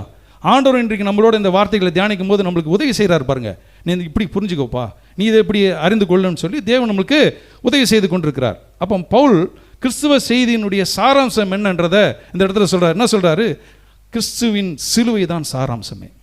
இதை நீங்கள் என்ன பண்ணுறாதீங்க, எந்த இடத்துலையும் விட்டுடாதீங்க, முடியும் விசுவாசத்தை விட்டுடாதீங்கன்னு சொல்கிறார். இப்போ கலாத்தியர் 6:14 இதை குறித்து நான் என்ன பண்ணுறேன், எப்பொழுதுமே மேன்மை பாராட்டுகிறோன்னு நான் இருக்கிறேன். வெறும் சிலுவை நம்புவதில்லை, இல்லை அதை நான் மெச்சிக்கொள்கிறேன், அது எனக்கு ரொம்ப பாதுகாப்பாக இருக்குது அப்படின்னு சொல்கிறது மாத்திரமல்ல, அதை தாண்டி அதை மேன்மைப்படுத்துகிறவர்களாக மாறணும். அதனால தான் இன்றைக்கு சிலுவை, அந்த கேள்வி அதுக்கு தான் கேட்டேன். நீங்கள் சிலுவையை பார்க்கும்போது உங்களுக்கு என்ன தோணுது, உங்களுடைய அனுபவம் என்னமா இருக்குது? அதை விட இன்னும் கொஞ்சம் பெட்டரான விஷயங்களை வேத வசனத்தின் ஆதாரத்தோடு நீங்கள் தெரிந்து கொள்ள போகும்போது நீங்கள் சிலுவையை மேன்மைப்படுத்துவீங்களே தவிர்த்து மட்டுப்படுத்தவே மாட்டீங்க. அப்போ தேவனை அறிவது, தேவனை விசுவாசிப்பது, இது எல்லாமே காட்டிலும் எல்லா விஷயத்திலும் அந்த கல்வாரி சிலுவையை நம்ம மேன்மையை பாராட்டுவது ரொம்ப முக்கியமாக இருக்கிறது. இது ஏன் நான் சொல்கிறேன்னா, இன்றைக்குமே பாருங்கள், இந்த நாளிலும் சரி, இந்த நாளில் நிறைய பேர் வேண்டுதலோடு கூட சில முக்கிய புண்ணிய ஸ்தலங்கள் என்ன பண்ணுறாங்க, சிலுவையை என்ன பண்ணுறாங்க, உண்மையான சிலுவை சேர்ந்து இயேசு எனக்காக சிலுவையில் சுமந்தாருன்னு சொல்லி அவங்களும் சிலுவை என்ன பண்ணுறாங்க, சுமக்கிறாங்க. அப்படி மறுபடியும் நீங்களும் சுமக்கிறதுக்காக அவர் சிலுவை என்ன பண்ணல, சுமக்கவே இல்லை. ஆனால் இவங்க என்ன பண்ணுறாங்க, வேண்டுதல், நானும் அந்த சிலுவை இது போல் சுமந்தேன்னா எங்கள் வாழ்க்கையில் இருக்கக்கூடிய கஷ்டம் போயிடும், எனக்கு துன்பம் போயிடும், வியாதி போயிடும், என் கடன் பிரச்சனை மாறிடும்ன்ற நம்பிக்கையில் செய்கிறாங்க. அதை செய்ய சொல்லி எங்கேயுமே வேதம் நம்மளுக்கு என்ன பண்ணல, கற்றுக் கொடுக்கவே இல்லை. அப்போ ஜனங்கள் என்ன நினைக்கிறாங்கன்னா, அந்த வேண்டுதல் அடிப்படையில் இல்லை சிலுவையில் இயேசு தொங்கினார்ன்றது ஏதோ ஒரு வருஷத்துக்கு ஒரு தடவை நான் ஞாபகப்படுத்திக்கிறேங்கன்றது இல்லாமல், நாம் எப்பொழுதுமே எல்லா சூழ்நிலையிலும் சிலுவையை மேன்மை பாராட்டுவர்களாக நாம் இருக்க வேண்டும். ஆமென். அப்போ சிலுவை மதிக்கிறவர்களாக, மெச்சிக்கொள்வர்களாக, விசுவாசிகளாக நாம் இருக்கோம். ஆனால் அதை காட்டிலும் சிலுவை எல்லாவற்றிலும் மேலாக பார்க்கிறவர்களாக நாம் இருப்பது ரொம்ப முக்கியம். பவுலை பொறுத்த வரைக்கும் பாருங்கள், இது ஒரு மனித சரித்திரத்தில் நடந்ததை காட்டிலும், அதாவது இது வரைக்கும் ஆதாம் இந்த உலகத்துக்கு வந்த நாளிலிருந்து இயேசு இந்த பூமியில் சிலுவையில் மரிப்பதற்கு முன்பதாக வரைக்கும் எத்தனோ வரலாற்று சம்பவங்கள், மறக்க முடியாத சம்பவங்களாக ரெக்கார்ட் ஆகிருக்குது. கரெக்டு தானே? ஆனால் அது எல்லாவற்றை காட்டிலும் பேசப்பட வேண்டிய முக்கியமான ஒரு காரியம் எது, கல்வாரி சிலுவை. அந்த சிலுவையினுடைய மேன்மை தான் பவுல் சொல்கிறாரு, அதெல்லாம் இருக்கட்டும்பா, நடந்துச்சு அவ்வளோதான். ராஜாக்கள் வந்தாங்க, ராஜாக்கள் மரித்தாங்க, இந்த சமுத்திரம் ரெண்டாக பிளக்கப்பட்டது, அப்புறம் இஸ்ரவேல் ஜனங்களை அற்புதமாய் தேவன் நடத்தினார். அப்புறம் நோவா நாட்களில் பெரிய, அது வரைக்கும் வாழ்நாளில் அவங்க என்ன பண்ணல, மழையே பார்க்கல, மழையை பார்த்து இந்த உலகமே அழிஞ்சது, இதெல்லாம் பேரழிவு எல்லாமே இருந்தது. ஓகே, எல்லாமே குட், நல்லது. ஆனால் அது எல்லாவை காட்டிலும் எது மேன்மையானது, சிலுவை, அவருடைய மரணம். அப்போ உலகமே இன்றைக்கு திரும்பி பார்க்குற அளவுக்கு அந்த வரலாற்றினுடைய சம்பவம் இன்றைக்கு இருக்கிறது. அதுதான் ரொம்ப முக்கியம். அப்போது நான் எதை மேன்மை பாராட்ட போகிறேன்றதை இன்றைக்கு நாம் ஒரு தீர்மானத்தோடு போவது நல்லது. கல்வாரி சிலுவையில் என்ன நடந்திருக்கிறது பாருங்கள், அதை விட பூமியில் பெரிய சம்பவம் நடந்திருக்குன்றதுக்கு ஆதாரம் இருக்கவே முடியாது, மேலே எதுவே இருக்க முடியாது. அப்போ இந்த மேன்மை பாராட்டுகிறோன்னு சொல்கிறோம். நம்ம ஏன் மேன்மை பாராட்டணும்? சிலுவை மேராட்டணும் பவுல் சொல்கிறாரு. இப்போ நாம் இன்றைக்கு இந்த செய்தியை கேட்குறோம். நம்ம ஏன் அந்த சிலுவை மேன்மை பாராட்ட வேண்டும்? ஏன்னா சிலுவை தான் ஒரு மனிதனுக்கு ரட்சிப்புக்கு வழியாக இருக்கிறது. அல்லேலூயா. அந்த சிலுவையை பார்க்கும்போது அவனுக்கு என்ன உண்டாகுதான்? அங்கே ரட்சிப்பு உண்டாகிறது. மற்ற சம்பவங்கள்லாம் இருக்கலாம், அந்த உலகத்தில் நடந்த சம்பவங்கள் எல்லாம் இருக்கலாம். ஆனால் அது எல்லாவற்றிற்கும் மேலாக அந்த கல்வாரி சிலுவை தான் ரட்சிப்புக்கு வழியாக இருக்கிறது என்பது தான். அப்போ இதை கொஞ்சம் நம்ம டீட்டெயிலாக உங்களுக்கு நான் காண்பிக்க விரும்புகிறேன். பாருங்கள், இது வரைக்கும் சிலுவை மூலம் தான் ஒரு மனுஷன் ரட்சிக்கப்பட்டிருக்காரா இல்லையான்றதுன்னு சிலுவை மூலமாக தான் நம்ம என்ன பண்ண முடியும்? காண முடியும். சிலுவை சென்டராக வைக்க போகும்போது ஒரு சாரார் ரட்சிக்கப்பட்ட சாரார், ஒரு சாரார் யாராக இருக்கிறாங்க? ரட்சிக்கப்படாதவராக இருக்கிறாங்க. ஸோ அந்த பார்வையில் இன்றைக்கு நாம் எண்ணி பார்க்க வேண்டியது, யாரெல்லாம் நம்மளை சார்ந்தவர்கள் அந்த ரட்சிப்புக்குள்ளாக இந்த கிறிஸ்துவை அறிந்து கொள்ளாத இருக்கிறார்கள்ன்றதை நம்ம மனதில் என்ன பண்ணணும்? கொண்டு வந்து அவர்களுக்காக நம்ம பாரத்தோடு ஜெபித்து அவங்களுக்கு ஏதோ ஒரு விதத்தில் அவங்களுக்கு நற்செய்தி அறிவித்து யார் இடத்துல கொண்டு வரணும்? தேவனிடத்தில் கொண்டு வருவதற்கு தேவன் உங்களை என்னையும் ஜீவனுள்ள சாட்சிகளாய் வைத்திருக்கிறார். நான் மட்டும் பரலோகத்துக்கு போகணுன்றது கர்த்தருடைய விருப்பமாக யோசிச்சு பாருங்கள். நான் என் குடும்பம் நாங்கள் மட்டும் அப்படியே என்னானாலும் போய் எங்கே போய் சேர்ந்துடணும்? பரலோகம் சேர்ந்துடணுன்றதுக்காக ஆண்டவர் நம்மளை ரட்சித்திருக்கிறாரு. என் மூலமாய் தேவன் ஒரு திட்டத்தை வச்சிருக்கிறார், ஒரு நோக்கத்தை வச்சிருக்கிறார். இதெல்லாம் நான் என்ன பண்ணி ஆகணும்? என்னுடைய வாழ்நாட்களில் கொடுக்கப்பட்ட காரியத்தில் எனக்கு அதை நான் செயல்முறையில் கொண்டு வரதுக்கு ஆண்டவர் எனக்கு உதவி செய்யணும்னு வரும்போது நிச்சயமாக சொல்கிறேன், ஆண்டவர் நம்மளுக்கு உதவி செய்ய உண்மை உள்ளவராக இருக்கிறார். இந்த பாரம் எனக்குள்ளாக இருக்கணும். பாருங்கள், இது எப்போவுமே எனக்குள்ளாக அந்த பாரம் இருக்குமே. ஆனால் தேவன் உங்களை பயன்படுத்துவதற்கு அவர் உண்மை உள்ளவராக இருக்கிறார். அதுக்கு யாரும் பெரிய தகுதியில் இருக்க வேண்டியதில்லை. பாருங்கள், நம்ம நினச்சிட்டானே இதெல்லாம் இவங்க தாங்க செய்யணும், இதெல்லாம் அவங்க தான் செய்யணும், அவங்க தான் நியமிக்கப்பட்டிருக்கிறாங்க, நம்மளுக்குலாம் அதுக்கும் இல்லை. அங்கே எங்கேயுமே வேத வேசனத்தில் அப்படி நம்மளுக்கு ரெக்கார்டு கொடுக்கவே இல்லை. அதுக்காக நியமிக்கப்பட்டவர்களும் கொடுக்கப்படல. வித்தியாசம் என்ன? இன்றைக்கி நான் உங்களை வழி நடத்துறதுக்கு ஒரு போதகராக உங்களோட கொஞ்சம் வேதத்தை கொஞ்சம் வேதாம கல்லூரியிலேருந்து கற்றுக்கொண்டு நான் உங்களுக்கு பிரசங்கிக்கிறதுக்கு உதவி செய்கிறேன். ஆனால் நானும் யார்? தேவனை விசுவாசிக்கிற விசுவாசி. நான் பாஸ்டர்ன்றதுனால எனக்கு ரெண்டு என்ன பண்ணல, பெரிய ஒரு அதெல்லாம் ஒன்றும் வர்றது கிடையாது. தேவனுக்கு முன்பதாக நீங்களும் நானும் யார்? சவி சமமாக தான் கர்த்தர் வைத்திருக்கிறார். ஸோ அந்த ஒரு யோசனை, அந்த சிந்தனை என்னை விசுவாசத்தில் முன்னோக்கி செல்வதற்கு எனக்கு உதவி செய்கிறது. அப்போ பாருங்கள், இந்த சிலுவை நமக்கு என்ன பண்ணுதான்? ரட்சிக்கப்பட்டவரா ரட்சிக்கப்படாதவர்ன்றத வித்தியாசத்தை அந்த இடத்துல நம்மளுக்கு காண்பிக்கிறது. அப்போ சிலுவை வரும்போது தான் ஒரு மனிதன் ரட்சிக்கப்பட்டவரா இல்லையான்றதை நம்ம அங்கே அறிந்து கொள்ள முடியும். எப்போதெல்லாம் பாருங்கள், ஒரு கல்வாரி சிலுவை குறித்ததான சரியான பிரசங்கத்தை கேட்கிறாரோ, இந்த மனுஷன் கல்வாரி சிலுவை குறித்ததான பிரசங்கத்தை கேட்டிருக்கிறாரோ, நிச்சயமாக அவருக்குள்ளாக ரட்சிப்பு உண்டாகும்ன்றது தான் உண்மை. இப்போ ரட்சிப்பு உண்டாகலை, இத்தனை வருஷமாக சபைக்கு போகிறாரு, ஆனால் அவருக்குள்ளே ரட்சிப்பு உண்டாகலைன்னா, மாற்றம் உண்டாகலைன்னா, சிலுவையில் இல்லை பிரச்சனை யார்கிட்ட இருக்குது? அந்த மனிதர்கிட்ட தான் இருக்குது. அப்போ அந்த மனிதனுக்குள்ளாக தேவன் கிரியை செய்வதற்கு தன்னுடைய இருதயத்தை தேவன் என்ன பண்ணுறாராம்? விரும்புகிறார். உன்னுடைய இருதயத்தை எனக்கு தாப்பா, நான் உன்னுடைய இருதயத்தில் நான் வாசம் பண்ண விரும்புகிறேன். அதனால தான் தேவன் பாருங்கள் நம்ம மேலே ஒரு டிக்னிஃபைடாக ஒரு மதிப்பை வச்சுருக்கிறார். ஏதோ வாசற்படி நின்று கதவை தட்டுகிறேன், நீங்கள் கூப்பிடாமல் ஆண்டவர் உங்கள் உள்ளத்தில் என்ன பண்ணுறதில்ல, வர்றது கிடையாது. அப்போ நான் என் உள்ளத்தில் இருந்து ஆண்டவரை நீ வாருன்னு சொல்ல வரும்போது என்னுடைய உள்ளத்தில் தேவன் வாசம் பண்ணுகிற ஆண்டவராக இருக்கிறார். அப்போ இது இப்படி அவன் புரிந்து கொள்ள போகும்போதே அவனுக்குள்ளாக தன்னை குறித்ததான ஒரு தீர்மானம், ஒரு முடிவு வரான். ஆமாம், நான் யார்? கடவுளை அறிந்து கொள்ளாத ஒரு மனுஷனாக இது வரைக்கும் நான் வாழ்ந்துட்டேன். ஆனால் இப்போ இந்த கல்வாரி சிலுவை இன்றைக்கி யாருக்கு நேராக என்னை கொண்டு போகிறது? கடவுளுக்கு நேராக, கடவுள் உள்ள வாழ்க்கைக்கு நேராக எனக்கு கொண்டு போகிறது. கேரண்டியாக சொல்கிறேன், சிலுவை ஒரு நாளும் உங்கள் வாழ்க்கையில் குழப்பத்தை உண்டு பண்ணாது. சிலுவை எப்பொழுதுமே வாழ்க்கையில் குழப்பத்தை என்னாகாது, உண்டு பண்ணாது, சந்தேகம் உண்டாகாது. உங்களை ஒரு நாள் அந்த சிலுவை உங்களை மிஸ் பண்ணுறதே கிடையாது. பாருங்கள், அப்போ ஒருவர் ரட்சிக்கப்பட்டவரா இல்லையான்றத சிலுவை தான்ன்றது அந்த இடத்துல நமக்கு கற்றுக் கொடுக்கிறது. ஆனால் உலகத்தில் வேறு எந்த நம்பிக்கையிலும் இப்பேற்பட்ட சிலுவை குறித்ததான போதனைகளோ சிலுவையோ உங்களுக்கு மீட்பு உண்டாகும்ன்றது கற்றுத்தரவே இல்லை. அதனால தான் இன்றைக்கு கிறிஸ்தவ நற்செய்தி என்பது எல்லாவற்றுக்கும் பதில் கல்வாரி சிலுவையாக இருக்கிறது தான். அப்போ சிலுவையில் அறையப்பட்ட கிறிஸ்துவை நாம் பிரசங்கிக்க போகும்போது அந்த பிரசங்கங்களை கேட்க கேட்க ஒரு மனிதனுக்குள்ளாக தேவ ஆவியானவர் என்ன பண்ணுறாராம்? கிரியை செய்கிறார், அவனுக்குள்ளாக மாற்றம் உண்டாகிறது, தேவனுக்கு நேராக வழி நடத்த போகிறான். அப்போ ஜனங்களுக்கு அந்த திருத்துவத்தின் தேவன் ஆளுகை செய்ய அவனுடைய இருதயத்தை அவன் அந்த இடத்துல என்ன பண்ணணும், லகுவாக்கி, ஆண்டவரே இந்த இடத்துல என்னை தாழ்த்துகிறேன்னு சொல்ல வரப்போ தேவன் அதை கனப்படுத்தி கொண்டு வருகிறார். அப்போ அந்த இடத்துல என்ன உண்டாகுதுன்னா, அந்த சிலுவைக்கு முன்பதாக நிற்கும்போது அவனுக்குள்ளாக ஒரு நிர்பந்தம் உண்டாகிறது.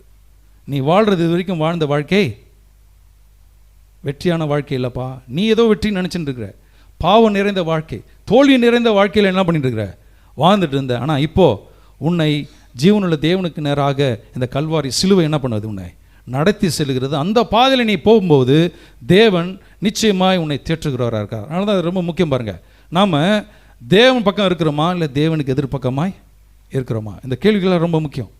நான் தேவனுடைய பிள்ளையாக இருக்கிறேன்னா, தேவனுடைய குடும்பத்தில் நான் அங்கத்தினராக இருக்கிறேன்னா, தேவனுடைய ராஜ்யத்தின் பிரஜையாக இருக்கிறானான்றது தான் வேதம் நம்மளுக்கு கேட்கிற கேள்வி. அப்போ நான் ரட்சிக்கப்பட்டவனா இல்லையா, நித்திய ஜீவனுக்கு நேராக நான் போகிறேன்னா, நித்திய நரகத்துக்கு நேராக போய் கொண்டிருக்கிறேனா, ஆக்னி தீர்ப்புக்கு நேராக போகிறேனா என்றது எல்லாமே வேத வசனத்தினுடைய கேள்விகள். அப்போ ஒரு நித்திய முடிவு இந்த இடத்துல ஒரு தீர்மானம் எடுக்கிறதுக்கு உதவி செய்யுதுன்னா, நம்முடைய ஆவிக்குரிய நிலைப்பாடை அந்த இடத்துல மாற்றுகிறது. நம்முடைய ஆன்மீக வாழ்வை என்ன பண்ணுது, அந்த இடத்துல மாற்றி முழுக்க முழுக்க யாரை சார்ந்து இருக்கும்படி கொண்டு போகிறது, கடவுள்கிட்ட கொண்டு போகிறது. பாருங்கள், அப்போ என்ன ஆகும், அந்த இடத்துல நிச்சயமாக உங்கள் வாழ்க்கையில் பெரிய ஒரு மாற்றம் உண்டாகும். தேவன் உள்ள வாழ்க்கையை வாழ்கிறதுக்கு நீங்கள் ஒரு முடிவு எடுக்கிறீங்க. இன்றைக்கு இந்த வார்த்தை கேட்டுக்கொண்டிருக்கிற நீங்கள் உங்கள் வாழ்க்கையில் ஒரு முடிவு எடுப்பதற்கு தேவன் இந்த வார்த்தைகள் மூலமாக உதவி செய்கிறார். அல்லேலூயா. அப்போ இன்றைக்கி புனித வெளியில் நாம் ஒன்றாம் கூடி தேவனுடைய சமூகத்தில் இந்த வார்த்தையை கேட்க போகும்போது தேவ ஆவியானவர் நம்மளோட உதவி செய்கிறார். அவர் நம்மளுக்கு உதவி செய்து நம்மளை சரியான பாதை நடத்துகிறார். பாருங்கள், அப்போ பரிசுத்த ஆவியானவர் உங்களை எங்கே கொண்டு வரார், இப்போ சிலுவைண்டையில் கொண்டு வருகிறார். அப்போ அந்த திருத்துவத்தின் தேவன் எல்லாருக்குமே அழைப்பு கொடுக்குறார். இதில் பாகுபாடே கிடையாது. இந்த வார்த்தை கேட்டுக்கொண்டிருக்கிற நீங்கள், இந்த யூடியூப் மூலமாகவும் ஆன்லைன் மூலமாக கேட்டுக்கொண்டிருக்கிற உங்களுக்கு தேவன் ஒரு வாய்ப்பை என்ன பண்ணுறாரு, கொடுக்குறார். எதுக்கு நேராக, அந்த சிலுவைக்கு நேராக.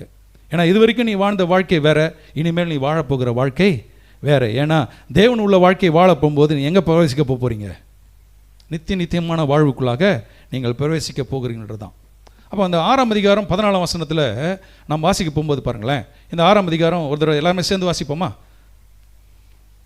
6ஆம் அதிகாரம் 14ஆம் வசனம். நானும் நம்முடைய கர்த்தராகிய இயேசு கிறிஸ்துவின் சிலுவை குறித்தே அல்லாமல் வேறு ஒன்றையும் குறித்து மேன்மை பாராட்டாத இருப்பேனாக. வேறு எதையும் குறித்து என்ன பண்ண வேண.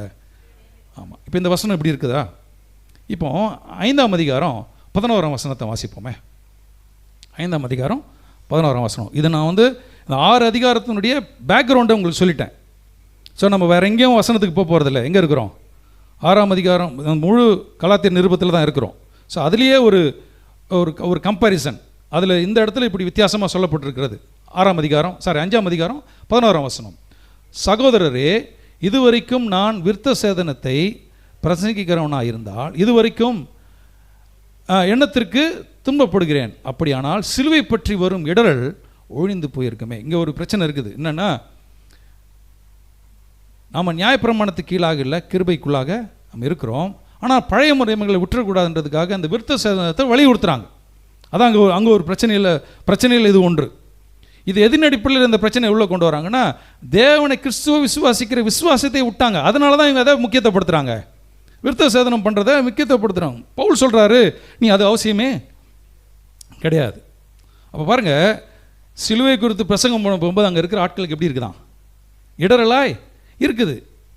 அவங்களுக்கு இப்போ இந்த வசனத்துக்குமே அந்த வசனத்துக்குமே கதைக்கு 2 பக்கம் இருக்கிற மாதிரி இந்த இடத்துல 2 பக்கம் இருக்குது. ஒன்று, பவுல் சிலுவை குறித்து மேன்மை பாராட்டுறாரு.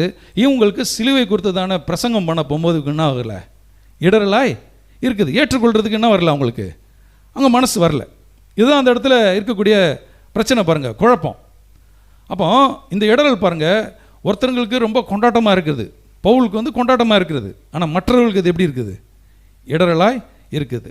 அப்போ சிலுவைன்னு வந்தாலுமே சிலருக்கு சந்தோஷமாக இருக்குது, சிலருக்கு எப்படி இருக்குது, இடரலாய் இருக்குது. நமக்கு சந்தோஷமாக இருக்கிறதுனால தான் இப்போ எங்கே இருக்கிறோம், சபையில் உட்காந்துருக்குறோம். ஆனால் வெளியில் இருக்கிற அநேகர்களுக்கு சிலுவை குறித்து தானே சரியான புரிந்து கொள்வது இல்லாதனால தான் அவங்க தங்க வழியில் என்ன பண்ணுறாங்க, வாழ்கிறார்கள்.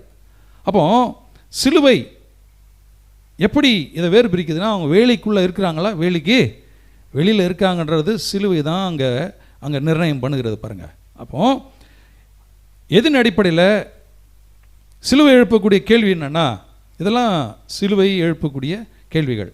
சிலருக்கு பாருங்கள், எதுக்குங்க இந்த பக்கம் அந்த பக்கம் இருப்பானே, நம்ம என்ன பண்ணலாம், சென்டராகவே இருந்துடலாம். இங்கேயும் போவேனா அங்கேயும் போகணும், ஏதோ போனோம், சர்ச்சுக்கு போனோம், வந்தோம், ஏதோ வாழ்ந்தோம், போனோம் அப்படின்றதோடு நம்ம இருந்துடலாங்க. எதுக்குங்க சிலுவை? இது உட்காந்து இவ்வளோ டீட்டெயிலாக உட்காந்து சிலுவை சிலுவை சிலுவை அப்படின்றத நீங்கள் இவ்வளோ எக்ஸ்பிளைன் பண்ணுறீங்களா? இதுக்கெல்லாம் அவசியமே இல்லை அப்படின்னு நினைக்கிறவங்களுக்கு இது வரைக்கும் சிலுவை குறித்து தானே சரியான பிரசங்கமே ஒன்றும் பண்ணல, கேட்கல. இப்போ சிலுவை யாருக்கு இடரல் ஆகிப்போச்சு? இப்படி யோசிக்கிறவங்களுக்கு இடரல் ஆகிப்போச்சு. யோசிச்சு பாருங்கள். அப்போ நாம் என்ன நினைக்கிறோன்னா, சென்டராக இருந்துட்டு போகிறேன், இங்கேயும் வேணாம் அங்கேயும் வேணாம். க்ளீனாக தெரியுது உங்களுக்கு சிலுவை எப்படி இருக்குது, இப்போது இடரலாக இருக்குது, வேணாப்பா எனக்கு இது வேண்டாம், நான் சென்டராக இருந்து போடுறேன். பாருங்கள், நாம் எல்லாருமே சிலுவை குறித்ததான இடரல் அடைந்தவர்கள் தான் இல்லை? நம்மளும் ஒரு காலகட்டங்களில் சிலுவை ஏற்றுக்கொள்ளாத ஆட்கள் தான். ஆனால் இன்றைக்கி ஏற்றுக்கொண்டதுனால இங்கே சபையில் உட்கார்ந்துருக்குறோம். கரெக்டு தானே? அப்போ அப்படி ஏற்றுக்கொள்ளாததுக்கு எது காரணமாக இருந்ததுன்னா, நமக்குள்ளே இருந்த ஜென்ம சுபாவம், நம்முடைய முன்னோர்களுடைய நம்பிக்கை. என்னானாலும் அதில் என்ன பண்ணாத, நீ மாறிடாத, அதில் மட்டும் நீ போயிடாத. ஸோ ஜனங்களுக்கு என்னென்னா, மாறிடுறதுல தான் முக்கியத்துவப்படுத்துகிறாங்க. இவங்க மாறிட்டோம்னா இதெல்லாம் மாறிடுமே. பாருங்கள், யார் எதையுமே கடவுள் மாற்ற சொல்லலை, உடைய இருதயத்தை மாத்திரம் தான் மாற்ற சொல்கிறார். அல்லேலூயா. இன்றைக்கி நம்ம என்ன பண்ணிட்டோம், கூடவே கொஞ்சம் ஆட் பண்ணிட்டோம். ஆண்டவர் கொடுத்தது 10 கட்டளை, யூதர்கள் எப்படி ஒரு 600க்கு மேற்பட்ட கட்டளைகள் ஏற்பட்டாங்களோ, அதே போல் இன்றைக்கு சபைகள்லையும் வேத வசனங்கள் இவ்வளோ டீட்டெயிலாக கொடுத்தாலும் கூட நம்ம ஆட்கள் கொஞ்சம் என்ன பண்ணிட்டாங்க, இதை செய்யக்கூடாது, அதை வைக்கக்கூடாது. ஜனங்களுக்குள்ள தீர்மானம், இந்த துக்க நாளில் 40 நாள் நான் மல்லிப்பூவே வைக்க மாட்டேன், எனக்கு இந்த நான்வெஜ்ஜே என்ன பண்ண மாட்டேன், சாப்பிட மாட்டேன். பாருங்கள், தீர்மானம்லாம் எப்படி போகுது பாருங்கள். எனக்கு தெரிஞ்ச ஒரு நண்பர் ஒருத்தர் இருக்கார், அந்த 40 நாள் ரொம்ப கண்ட்ரோலாக இருப்பார். இப்போ ஞாயிற்றுக்கிழமை பார்க்கணும், மத்தியானம் அவர் குடும்பமாக ஒரு பெரிய ஒரு ரெஸ்டாரண்ட்டில் உட்காந்து ஊறுறது பறக்கிறது எதெல்லாம் மிஸ் பண்ணாரோ 40 நாளில் எல்லாத்தையும் கொண்டு வர சொல்லி அதை ஆசீர்வதித்து குடும்பமாக என்ன பண்ணுறாங்க, சாப்பிட்றாங்க. சாப்பிட்றது நல்லதில்லை, அது நல்லது தான். ஆனால் நம்ம எடுக்கிற தீர்மானங்கள் இப்படி ஒரு சில்லியாக என்ன பண்ணக்கூடாது, இருக்கக்கூடாது. என்ன தீர்மானம், நான் எல்லா இடத்துலையும் சிலுவை குறித்து தான் நான் என்ன பண்ணுவேன், மேன்மை பாராட்டுவேன். எல்லா இடத்திலும் சிலுவை எனக்கு ஒரு நாள் இடரலாகவே இருக்க முடியாது. அந்த தீர்மானம் தான் உங்களை விசுவாசத்தில் முன்னோக்கி செல்வதற்கு உதவி செய்கிறது. அப்போ பாருங்கள், சிலுவை குறித்ததான இந்த சத்தியங்களை கேட்க நம்ம கேட்க ஆரம்பிக்கும்போது உலகம் நம்மளை பார்க்குற பார்வையை வித்தியாசமாக இருக்கும். அதனால தான் உலகம் பாருங்கள் எல்லாமே ரெண்டாக தான் பார்க்குது, 2 விதமாக தான் பார்க்குது. முன்னாட்களில் பாருங்கள், இயேசு வாழ்ந்த நாட்கள்லாம் பார்த்திங்கன்னா 2 பிரிவாக இருந்தாங்க. எப்படி, யூதர்களாக இருந்தாங்க, கிரேக்கர்களாக இருந்தாங்க. யூதர்கள் அவங்களை தங்களை குறித்து மேன்மை பாராட்டுறதுனா, தேவன் அந்த திரியேக தேவனாகிய கர்த்தர், அன்றைக்கு பிதாவாகிய தேவன் யார், எங்களுடைய தேவன் தான், உங்களுடைய தேவன் கிடையாது. அவர் தான் எங்களுக்கு கட்டளைகள் என்ன பண்ணியிருக்காரு, கொடுத்துருக்கிறாரு, அவர் தான் எங்களுக்கு இந்த காரியங்கள்லாம் கொடுத்துருக்காருன்னு சொல்லி தங்களை குறித்து மேன்மை பாட்டாங்க. அதனால் மற்றவங்க எல்லாமே காட்டு மிராண்டி அப்படின்றதான் சர்டிஃபை பண்ணுறாங்க.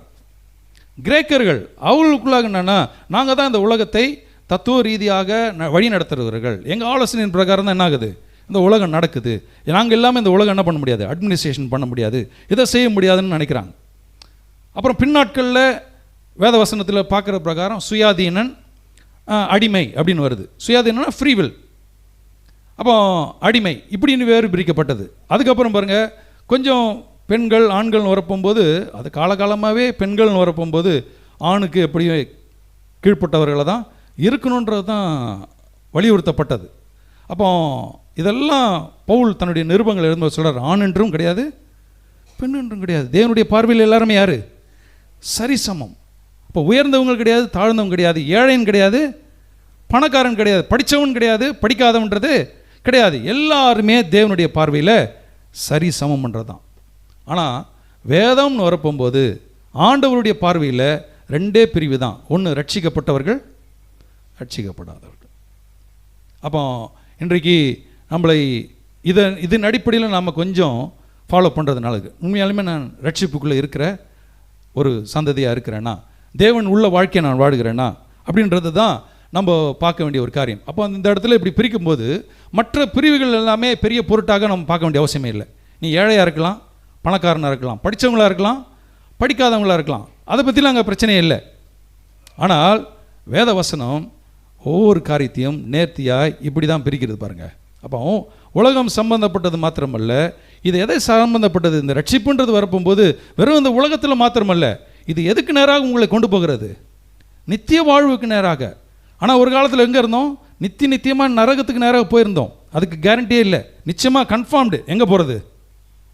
நரகத்துக்கு போகிறது கன்ஃபார்ம்டு தான். அந்த வழியில் தான் போயிட்டு இருந்தோம். ஆனால் எங்கேயோ ஒரு நற்செய்தி இயேசுவை குறித்து சொல்லி அதை என் உள்ளத்தில் தேவன் கிரியை செய்து இன்றைக்கி ரட்சிக்கப்பட்டு தேவனுடைய பிள்ளையாய் தேவனை வைத்திருக்கிறார். இப்போ எனக்கு நிச்சயமாக நான் எங்கே போவேன்?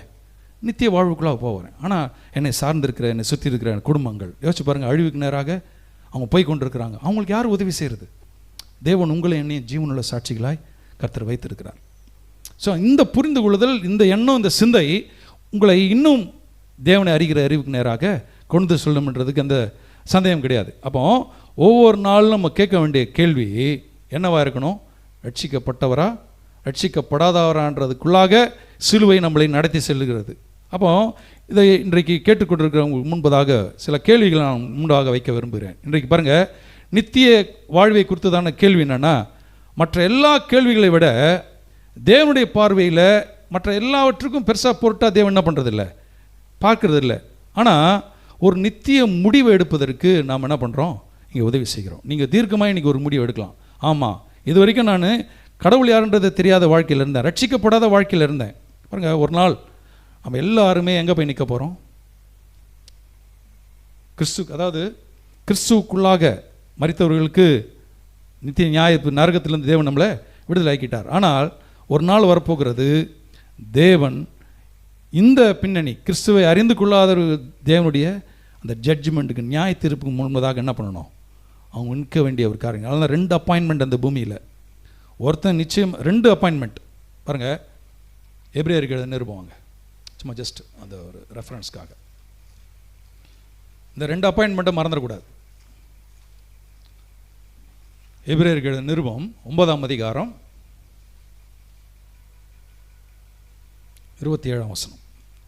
அன்றியும் ஒரே தரம் மரிப்பதும் பின்பு நியாய தீர்ப்பு அடைவதும் மனுஷனுக்கு நியமிக்கப்பட்டபடியே. நம்ம நிறைய அப்பாயின்மெண்ட்டை சுற்றின்னு இருக்கிறோம். இந்த டாக்டர் அப்பாயின்மெண்ட் கிடைக்குமா, அவர் கிடைப்பான்னு நினைக்கிறோம். இந்த 2 அப்பாயின்மெண்ட் யாரும் என்ன பண்ண முடியாது, தப்பிக்கவே முடியாது. நிச்சயமாக நம்ம என்ன பண்ணோம்? ஒரு தடவை மறிக்க போகிறோம். கிறிஸ்துக்குள்ளே மறிச்சோம்னா நம்ம நியாய தீர்ப்பில் நம்ம என்ன ஆகிடுறோம்? விடுதலை ஆகிடுறோம். ஆனால் கிறிஸ்துவை அறியாதவர்கள் எங்கே போய் நிற்கணும்? நியாய தீர்ப்புக்கு முன்பதாக போய் நிற்கணும். அப்படி நிற்கும்போது எது அங்கே இவங்க தண்டிக்கப்படுவதுன்றது நிர்ணயிக்கணும்னா அந்த சிலுவை தான். அங்கே படிப்பு, அங்கே பணம், வேறு எதுவுமே அவங்களுக்கு என்ன ஆகாது, உங்களுக்கு அங்கே முன் வந்து நிற்காது. இல்லைங்க, நான் இவ்வளோ நன்மை செஞ்சேன், நான் எப்போ வாழ்நாள் முழுதும் சம்பாதிச்சதெல்லாம் 4 பேருக்கு என்ன பண்ணேன்? உதவி தான் செஞ்சேன், 4 பேருக்கு நல்லது தான் செஞ்சேன். எதுவுமே அங்கே எடுபடாது. நீங்கள் ரட்சிக்கப்பட்டவரா ரட்சிக்கப்படாதவரா? ஸோ அதுதான் சிலுவை நம்மளுக்கு ஒரு காரியத்தை காண்பிக்கிறது. அதுதான் கேள்வி எழுப்புகிற காரியம். அப்போ அந்த பதிலை நம்ம என்ன பண்ணோம்? இன்றைக்கி தெளிவாய் நாம் புரிந்து கொண்டு அதை செயல்படுத்துவது ரொம்ப முக்கியம். இப்போ ஒரு மனிதன் சிலுவை குறித்ததான நிஜமான பிரசங்கத்தை கேட்கும்போது நிச்சயமாய் ஒருவேளை அவனுக்கு எப்போவுமே இடரெல்லாம் இருக்குதுன்னா சிலுவை குறித்ததான ஒரு பிரசங்கத்தை அவன் என்ன பண்ணலை, இது வரைக்கும் சரியாய் கேட்கவில்லைன்றது அர்த்தம். அப்போ ஏன்னா ஜனங்களுக்கு ஒரு சாராருக்கு எப்படி இருக்குன்னா, சிலுவைன்றது ஒரு அவமான சின்னம். அந்த சிலுவையில் போய் இயேசு தொங்கினார். ஸோ அதை குறித்து தானே சில வரலாற்றின் நிகழ்வுகள்லாம் அவங்க மைண்டில் புரிஞ்சு வச்சுக்கிட்டாங்கன்னா அவர் எப்படி என்னை காப்பாற்ற முடியும்ன்றது தான் ஜனங்களுக்குள்ளாக இருக்கிற கேள்வி. ஆனால் அந்த கல்வாரி சிலுவை தான் உங்களுக்கு அந்த வழியை, ரட்சிப்பை ஏற்படுத்துகிறன்றது தான் வேதவசனத்தினுடைய போதனை. அதனால் வரலாற்று புத்தகங்களை பார்த்துட்டு அது ஒரு அவமான சின்னமாக இருக்குன்றதை நம்ம புரிந்து கொண்டதை விட அதுக்கு தான் வழியாய் கர்த்தர் வைத்திருக்கிறார். வேறு ஆப்ஷனே கடவுள் என்ன பண்ணல, கொடுக்கல. வேறு ஆப்ஷனே கொடுக்கல. அந்த கல்வாரி சிலுவை தான் உனக்கு மீட்பை உண்டாக்குகிறதுன்னு சொல்கிறார். அப்போது இன்றைக்கி சபைகளில் கூட போதிக்கக்கூடிய காரியங்கள் எப்படி ஆகிப்போச்சுன்னா, ஏதோ குட் ஃப்ரைடே அன்னைக்கு ஒரு சிலுவை பற்றி ஒரு பிரசங்கம் பண்ணுங்கயா. மற்ற வாரங்களில் ஏதோ ஒரு நல்ல ஒரு சன்மார்க்கமான கதையை சொல்லுங்கள், அதில் கொஞ்சம் அப்படி ஒரு 1-2 இன்சர்ட் பண்ணுங்கள். தேவைன்னா ஒரு வசனங்கள் எடுத்துக்கோங்க, தேவைன்னா இயேசு என்ன பண்ணிக்கோங்க, ஆட் பண்ணிக்கோங்கன்றதுன்னு போயிடுது. ஆனால் இவங்களுக்கு ஒவ்வொரு வாரமும் பாடல்லையும் சரி பிரசங்கத்திலையும் சிலுவை குறித்து சொன்னோம்னா அவங்களுக்கு எப்படி இருக்குது? இடரலாய் இருக்கிறது. இன்றைக்கும் சில சபைகள் அப்படி இருக்குது பாருங்கள். குட் ஃப்ரைடே அன்றைக்கி பேசுங்க, ஓகே. ஆனால் மற்ற நாளில் சிலுவை பற்றி என்ன பண்ணாதீங்க, பேசாதீங்க. சமீபத்தில் ஒரு போதகர் தன்னுடைய பைபிள் காலேஜினுடைய அனுபவத்தை ஷேர் பண்ணார். அந்த ஸ்டூடெண்ட்டை அந்த ஒரு சபையில் பிரசங்கம் பண்ணுறதுக்கு பிளான் பண்ணுறாரு. அப்போ அவர் நீ இந்த வாரம் பிரசங்கம் பண்ணுப்பான்னு சொல்கிறாரு. ஆனால் அவருக்குள்ளே ஏதோ ஒரு சந்தேகம் வந்து, எதுக்கும் சனிக்கிழமை என்னை வந்து பாருன்னு சொல்லி, சனிக்கிழமை வந்து நாளைக்கு என்ன பிரசங்கம் பண்ண போகிற அப்படின்னு கேட்கும்போது அவர் சொன்னாராம், சிலுவை குறித்து நான் பிரசங்கம் பண்ணலான் இருக்கிறேன். இதெல்லாம் ட்ரெண்டே கிடையாது. ட்ரெண்டிங்காக இருக்கக்கூடிய ஏதாவது ஒரு நல்ல மெசேஜ் என்ன பண்ணேன் கொடுப்பான்னு சொல்லி அவருக்கு ஆலோசனை கொடுத்து சிலுவை கொடுத்து என்ன பண்ண வேண்டிய அவசியம் கிடையாது. சரி, இவர் கொஞ்சம் மாறுற மாதிரி இல்லை. உடனே அவர் மாறிட்டார். பிரசங்கம் பண்ண வேணா 2 பாட்டு மட்டும் என்ன பண்ணிவிடு பாடிடுன்ட்டார். ஸோ மறுநாள் காலையில் சபைக்கு வந்து 2 பாடலை பாடுறாரு. பாடும்போது அதில் சிலுவை கொடுத்ததுனா 2 வரிகள் வந்ததுனால அவர் ஒரு இன்ட்ரடக்ஷன் கொடுத்துருக்கிறார்.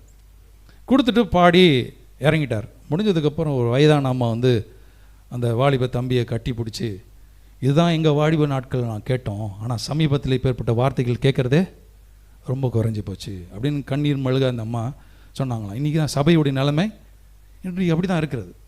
ஸோ சிலுவை குறித்து சபையில் உட்காந்தாலும் கூட அநேகர்களுக்கு எப்படி இருக்குதான், இடரெல்லாம் தான் இருக்குது. அதுதான் அந்த களத்தை பட்டணத்தில் இருக்கக்கூடிய சபையில் இருக்கிற ஆட்களுக்கு அதுதான். எதை பிடிக்கணுமோ அதை பிடிக்காததெல்லாம் இவங்க என்ன பண்ணிட்டாங்க, பிடிச்சிக்கிட்டு அவங்க மத ரீதியான காரியங்களுக்குள்ளே கொண்டு வந்துட்டாங்களே தவிர்த்து கிறிஸ்துவை மையமாக்கப்பட்ட போதனை என்ன பண்ணிட்டாங்க, அந்த இடத்துல விட்டுட்டாங்க. இதுதான் அவங்களுடைய முக்கியமான நிலைமைப்படுறாங்க. அப்போ தேவனற்ற மனுஷன், ஜென்ம சுபாவம் உள்ள மனுஷனுக்கு சிலுவை பிரசங்கம் எப்படி இருக்குதான், இடரலாக இருக்கிறது. அப்போ ஒரு மனிதன் சிலுவை குறித்து தான் நிஜமான பிரசங்கத்தை கேட்கும்போது உடனடியாக அவனுக்கு இடரல். ஏன்னா அது வந்து அவமானமாக சின்னமாக அவன் எடுத்துக்கொள்கிறான். ஏன்னா அவர் துன்பப்பட்டவர், அவர் எந்த இடத்துலையும் கனப்படுத்தவே இல்லை, கனவீனம் தான் படுத்தினாங்க. சிறைச்சாலை அடிக்கிறாங்க, போகிறவங்க அடிக்கிறாங்க, சிலுவையில் தொங்கினார். தண்ணியே என்ன பண்ண முடியல, காப்பாற்றிக்கொள்ள முடியாத எப்படி நம்மளை மீட்டெடுக்க முடியும், நம்மளை காப்பாற்ற முடியுமன்றது தான் வாதமாக இருக்குது, ஆர்குமெண்ட்டாக இருக்குது. ஆனால் ஆண்டவர் பாருங்கள், ஒவ்வொரு இடத்துலையும் தன்னை வெளிப்படுத்துறதுல எந்த விதமான மாற்று கருத்தே கிடையாது. தன்னை தெளிவாய் காண்பித்திருக்கிறார். அதனால தான் யூதர்களுக்கும் சரி கிரேக்கர்களுக்கும் பெரிய ஒரு இடர்கள் பாருங்கள். யூதர்களுக்கு என்னென்னா இயேசு பிறந்தாருன்றதை வந்து ஓகே ஒரு சைடில் அங்கீகரித்தாலும் கூட இவங்க எப்படி நினச்சாங்கன்னா, நம்ம ரோம அரசாங்கத்துக்கு கீழாக இருக்கிறோம், நம்ம அடிமைகளாக இருக்கிறோம், இப்போ ஒரு மெஸ்ஸியா வரப்போகிறாருன்றது தீர்க்கதரிசனமாய் சொல்லப்பட்டிருக்குது, காலகாலமாக சொல்லிட்டு வருது. இப்போ இவர் சொல்கிறாரு ஓகே. ஆனால் இவங்க என்ன நினைக்கிறாங்கன்னா, ஒரு பட்டயத்தோட ஒரு பராக்கிரமசாலியாக வந்து இவங்க எல்லாரையும் ஒதுக்கிட்டு இவங்க ஒரு ஆளுகை செய்யக்கூடிய ஒரு ராஜாவாக வந்து அவரோட இவங்க என்னது செய்வாங்கன்றது தான் இவங்களுடைய நினைப்பாக தான் இருந்துச்சு. ஆனால் வந்தவர் பார்த்திங்கன்னா ஒரு பிரசங்கியாராக என்ன பண்ணிட்டார், வந்துட்டார், வந்து போதனைகள் பண்ண ஆரம்பிச்சிட்டார். அதனால தான் அவங்களால என்ன பண்ண முடியல, ஏற்றுக்கொள்ளவே முடியல. அதே இடத்துல தான் யூதர்களுக்கு விரோதமாய் பேதுரு என்ன பண்ணுறாரு, பிரசங்கம் பண்ணுறார், தைரியமாய் பிரசங்கம் பண்ணுறார். அந்த சிலுவையை அவர் சரியாய் புரிந்து கொண்டதுனால தான் எருசலேமே தலைக்கீழாக ஆக்கிற அளவுக்கு போய் கர்த்தருடைய வார்த்தையை அவங்க என்ன பண்ணுறாங்க, அந்த இடத்துல பிரசங்கம் பண்ணுறாங்க. கிரேக்கர்களும் அப்படி தான். அவங்களுக்கு இடர் என்னென்னா, அவங்க வந்து தங்களுடைய படிப்பு, தங்களுடைய திறமை, தங்களுடைய ஒரு ஆர்குமெண்ட்டு பாருங்கள். தத்துவ ரீதியாக பேசுகிறவங்ககிட்ட பார்த்தீங்கன்னா ஆர்குமெண்ட் பண்ணவே முடியாது. பார்த்துருக்கீங்களா? தத்துவமாக பேசுகிறவங்ககிட்ட நாம் என்ன சொன்னாலும், ஏன்னா அது எது போய் புதஞ்சிச்சு உள்ள தத்துவம். இந்த தத்துவம் பேசுகிறவங்ககிட்ட கடவுளை பற்றி சொன்னால் நம்மளுக்கே திருப்பி என்ன பண்ணுவாங்க, நம்ம அவங்ககிட்ட போய் நேரத்தை என்ன பண்ண வேண்டியதில்லை, வேஸ்ட் பண்ண வேண்டிய அவசியமே கிடையாது. ஒரு நாள் வரும் தேவன் அவர்களுக்கு உதவி செய்வார். ஆனால் நம்ம போய் அவங்ககிட்ட போய் நான் சொல்கிறது என்ன, அவன் ஏற்றுக்கொள்கிறதுக்கு என்ன இல்லை, தயாராக இல்லை. அப்போ அநேகர்களுக்கு இது எப்படி இருக்குதான், இடரலாக இருக்குது. அப்போ கிரேக்கர்கள் ஞானத்தை பாராட்டுகிறார்கள், ஆனால் இவர்களுக்கு சிலுவை எப்படி இருக்குதான், முட்டாள்தனமாக தெரிகிறது. அப்போ யூதர்கள் போன்ற மதவாதிகளுக்கு சிலுவை என்ன பண்ணல, பிடிக்கல. கிரேக்கர்கள் அதை ரிஜெக்ட் பண்ணுறாங்க. அப்போ மதவாதி ஞானிகள் ஏற்றுக்கொள்வதே கிடையாது. இன்றைக்கு சபையிலும் அப்படி தான் ஆயிடுச்சு. நிறைய இடத்துல சிலுவையை நாம் நாட்கள் தேவைப்படும் போது சிலுவை பயன்படுத்துகிறோம், இல்லைன்னா சிலுவை குறித்து என்ன பண்ணுறதில்ல, பெருசாக நம்ம எண்ணி பார்க்குறதில்ல. அப்போ இன்றைக்கு இந்த வார்த்தை கேட்டுக்கொண்டிருக்கிற நீங்கள் நானும் அந்த சிலுவை தான் இந்த பூமியிலே நாம் வாழும் பொழுது ரட்சிக்கப்பட்டவர், ரட்சிக்கப்படாது. இன்றைக்கு இந்த வார்த்தையை கேட்டுக்கொண்டிருக்கிற நீங்கள் தீர்மானம் பண்ணணும், நான் உண்மையாக இந்த சிலுவையை பார்க்கும்பொழுது எனக்கு மீட்பு உண்டாகிறது, நான் தேவன் இல்லாத வாழ்க்கையை நான் வாழ்ந்து கொண்டிருக்கிறேன். அதனால் இன்றைக்கி ஜனங்கள் பாருங்கள், இந்த ஒரு புரிந்து கொள்ள இல்லாதனால தான் எதையுமே பணத்தை கொண்டு என்ன பண்ணிடலாம், சாதிச்சிடலாம், இல்லை அதிகாரத்தை கொண்டு சாதிச்சிடலாம் நினைக்கிறாங்க. அதனால தான் இன்றைக்கி மத ரீதியான நம்பிக்கைகளில் நீங்கள் பார்த்தீங்கன்னா கடவுளுடைய பக்தி அவன் எதிர்பார்க்குறான். நீங்கள் சமீப காலங்களில் நீங்கள் பார்த்தீங்கன்னா இந்த கொரோனாக்கு அப்புறம் இந்த 2-3 வருடங்களில் கடவுளுடைய பக்தி அதிகமாகிடுச்சு. பார்த்தீங்களா, எங்கே பார்த்தாலும் ஜனங்கள் ஒவ்வொரு நம்பிக்கைகள் என்பதாக கூட்டம் கூட்டமாகி போகிறார்கள். ஆனால் அந்த இடத்துல பாகுபாடு இருக்குது. என்ன, ஏழைகளுக்கு ஒரு கியூ, பணக்காரர்களுக்கு ஒரு கியூ, ஒரு விஐபி என்ட்ரன்ஸ். விஐபி என்ட்ரன்ஸில் யார் போக முடியும்னு நினைக்கிறீங்க? பணம் கொடுக்குறவங்க தான் போக முடியும், அதிகாரம் உள்ளவங்க தான் போக முடியும். யாரை தரிசிக்கிறதுக்கு? கடவுளை தரிசிக்கிறதுக்கு ஜனங்கள் பாருங்கள் இன்றைக்கு பாகுபாடு. ஆனால் நீங்கள் எங்கேயுமே பணத்தை எந்த அதிகாரத்தையும் நீங்கள் செலுத்த வேண்டிய அவசியமே கிடையாது. உங்களுக்காக தன்னையே இந்த பூமிக்கு அர்ப்பணித்து வந்தவர். அல்லேலூயா. நாம் தேடி போக வேண்டியதில்லை, என்ன தேடி கர்த்தர் வந்திருக்கிறார். அப்போ சிலுவை நாம் பார்க்கும்போது நம்முடைய பாவங்களை, நம்முடைய சாபங்களை எல்லாவற்றுக்கும் அது பரிகாரமாக இருக்கிறதுன்றது தான் நாம் அறிந்து கொள்ள வேண்டிய காரியம். அதுக்கு வழி சிலுவை மாத்திரம்தான். அப்போ சிலுவை ரட்சிப்புக்கான ஒரே வழியாக இருக்கிறது. அப்போ நம்முடைய பிரசங்கங்கள் ஜனங்களுக்கு என்ன ஆகிடுது, பிரயோஜனம் இல்லாமல் இடரல் ஆகிடுது பாருங்கள். ஆனால் பிரயோஜனம் உள்ளவர்களாக மாற்ற வேண்டும். ஏனென்றால் இன்றைக்கு இந்த வார்த்தை கேட்டுக்கொண்டிருக்கிற உங்களுக்கு எனக்கும் அந்த விடுதலை உண்டாக வேண்டும் என்றால் அந்த சிலுவை தான் நம்மளுக்கு பதிலாக இருக்கிறது. நமக்கு சுகம் உண்டாகணும்னா அந்த சிலுவை தான் நமக்கு பதில். நமக்கு சமாதானம் உண்டாகணும்னா, பாவம் மன்னிப்பு உண்டாகணும்னா அந்த சிலுவை தான் நம்மளுக்கு பரிகாரமாக இருக்கிறது. அப்போ இன்றைக்கு ஜனங்கள் பணத்துக்கு பின்பதாக, ஐஸ்வர்யத்துக்கு பின்பதாக, செல்வத்தால் இதெல்லாம் சாதித்திட முடியும், செஞ்சிட முடியும்னு நினைக்கிறவர்களுக்கு ஒரே பதில் தான், நீங்கள் உங்களுடைய பிரயாசம், உங்களுடைய கிரியையினால் நீங்கள் ஓடிக்கொண்டிருக்கிறீர்கள். ஆனால் தேவனுடைய தயவு இரக்கம் உங்களை விட்டு விலகினதே கிடையாது. அவர் உங்களை தேடி வந்திருக்கிறார். அப்போ அந்த தேவன் இடத்துல பாருங்கள் ஈக்குவாலிட்டி வந்துருச்சு. அங்கே ஏழைக்குன்னு ஒரு வழி கிடையாது, பணக்காரனுக்கு வழி கிடையாது, ஒரே வழி தான்.